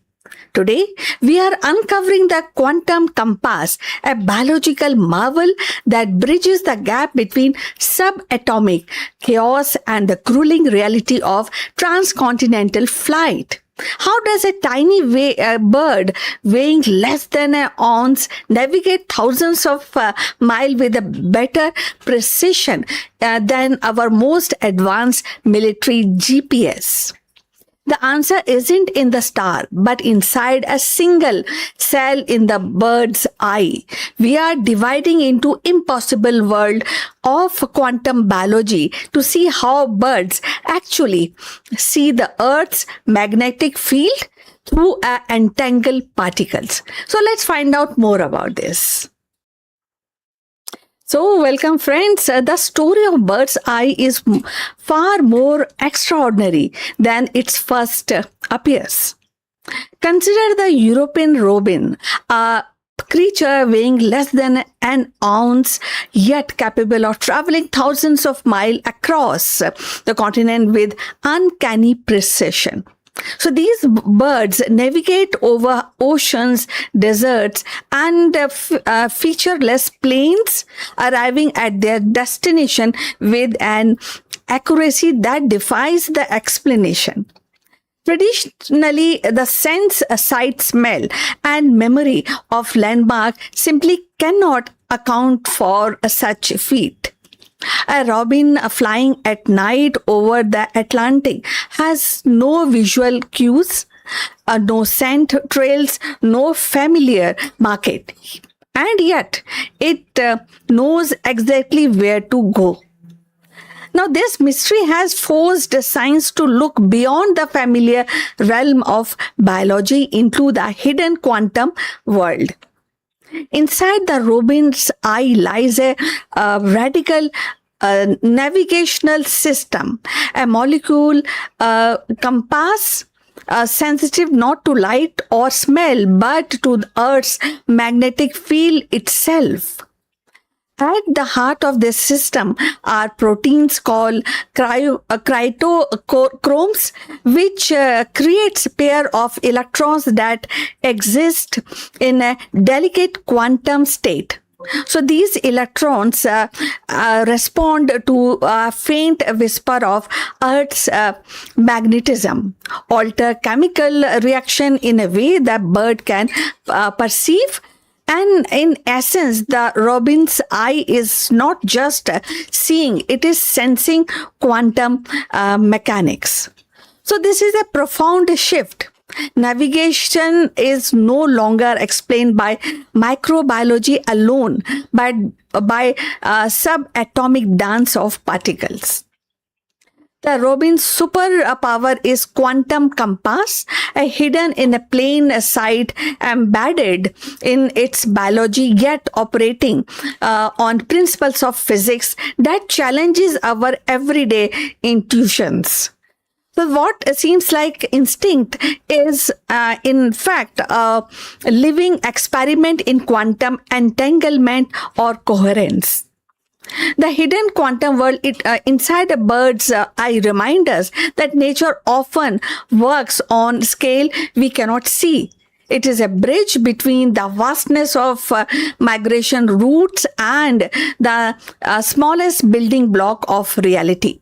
And in that bridge lies one of the most staggering truths. The robin's journey across thousands of miles is guided not by the stars above, but by the quantum mysteries within. The migratory birds are also in the same league. So friends, if you have reached this far, please inform us from which city you have tuned in and which language you are watching this video. This will help us to determine the reach of our channel. So now let's continue with our discussion. So the guidance begins when the specific blue wavelength of light enters the bird's eye. And these photons activate a protein called, as we have discussed, cytochromes, setting off a chemical reaction that kicks an electron from one molecule to into a neighboring partner. So the result is radical pair, two electrons now existing in a delicate quantum state. Unlike ordinary chemical reaction, these electrons remains mysteriously linked with their spin, and spookily connected across the space. And this connection is executively sensitive to Earth's magnetic field and subtly alter the outcome of reaction in a way that bird can perceive. So in essence, the robin eye is not just seeing, it is detecting quantum elegance. This mystery actually forced science to look beyond the familiar realm of biology and also into hidden quantum world. Inside robin's eye lies a radical navigational system, a molecule compass sensitive not to light or smell but to Earth's magnetic field itself. So this is a profound shift, So navigation is no longer explained by microbiology alone, but by the subatomic dance of particles. The robin's superpower is quantum compass, hidden in a plain sight, embedded in its biology, yet operating on principle of physics. So the hidden quantum world inside a bird's eye reminds us that nature often works on a scale we cannot see. So going forward, when we talk about the quantum realities, the hidden quantum world inside a bird's eye is marvel of nature, ingenuity. European robins' wings so scarcely just like a coin, and transfers thousands of miles across the ocean, desert and plain with pinpoint accuracy. The traditional senses like sight, smell and landmark collapse in the face of such journeys. A robin flies at night over Atlantic, has no visual cues or smell trails, but yet this bird reached to the accurately on the destination. Now, when this bird travel, thousands of miles of migrations are also guided not by stars, as we have mentioned, but this is a staggering truth. The path across the world is written in quantum light. That I think you will also agree. So now we have come to the end of this discussion. Please like and subscribe our channel. We look forward for your comments on this topic, and we'll see you in the next one very soon. Till then, bye. Take care.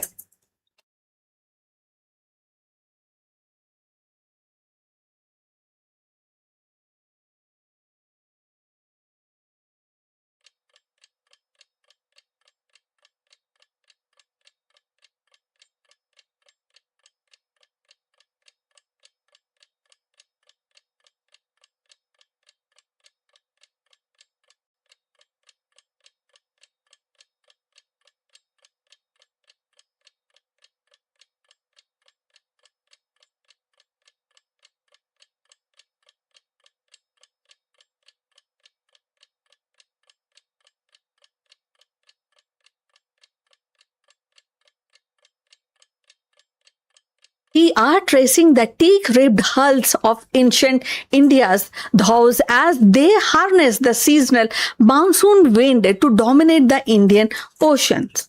By examining the stitch, joinery and celestial navigation, we reconstruct how these master shipbuilders outpaced the Roman fleet and establishing the primary maritime arteries that connected the distant civilization long before the colonial age.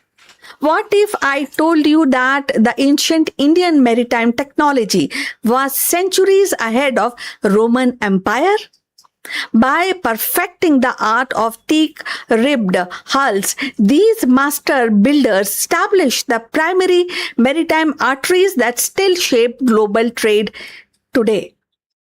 To discover how their revolutionary navigation techniques connected distant civilization while the other was still hugging the shoreline. So let's find out more. So, hello friends, in 2025, off the coast of Kerala, divers stumbled upon a revelation that shook the foundation of maritime history. The remains of ancient Indian hulls astonishingly larger and more durable than their Roman counterparts. These timber preserved by salt and slit whispered of a forgotten fleet that once ruled the ocean. The mystery deepened when the archaeologists realized these ships had crossed 3,000 miles of open water without a single metal nails, crafted instead with ingenious wooden joinery and coconut fiber lashing that flexed with the wave rather than breaking against them. While the Mediterranean vessels clung nervously off the coastline, then inching from port to port, Indian dhows sprinted boldly across the deep ocean. So these captains trusted the monsoon winds long before the Greek or Roman navigator recorded them.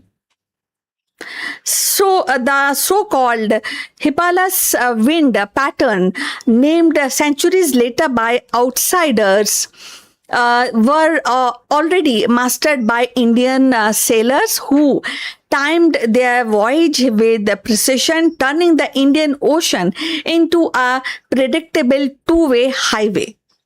So the secret lay in the physics of the sails, and a triangular marvel that allowed ships to tack against the wind.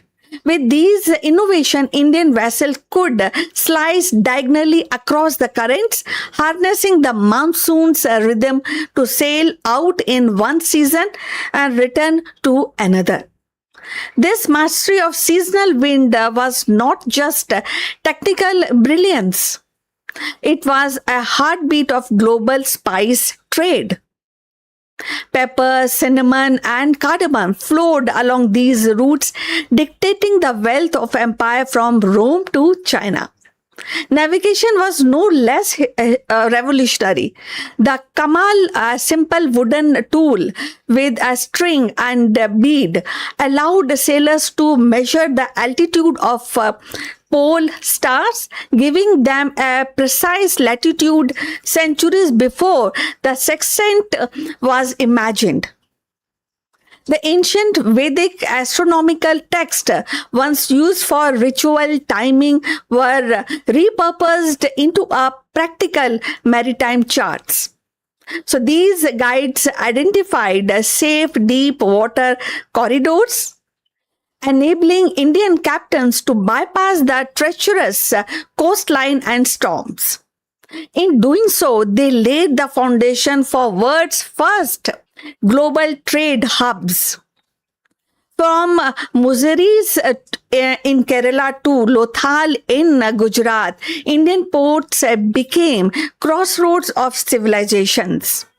Roman gold flowed eastwards, Chinese silk westward, and Indian spices northwards, weaving together the Roman Empire and the Han dynasty through the maritime arteries.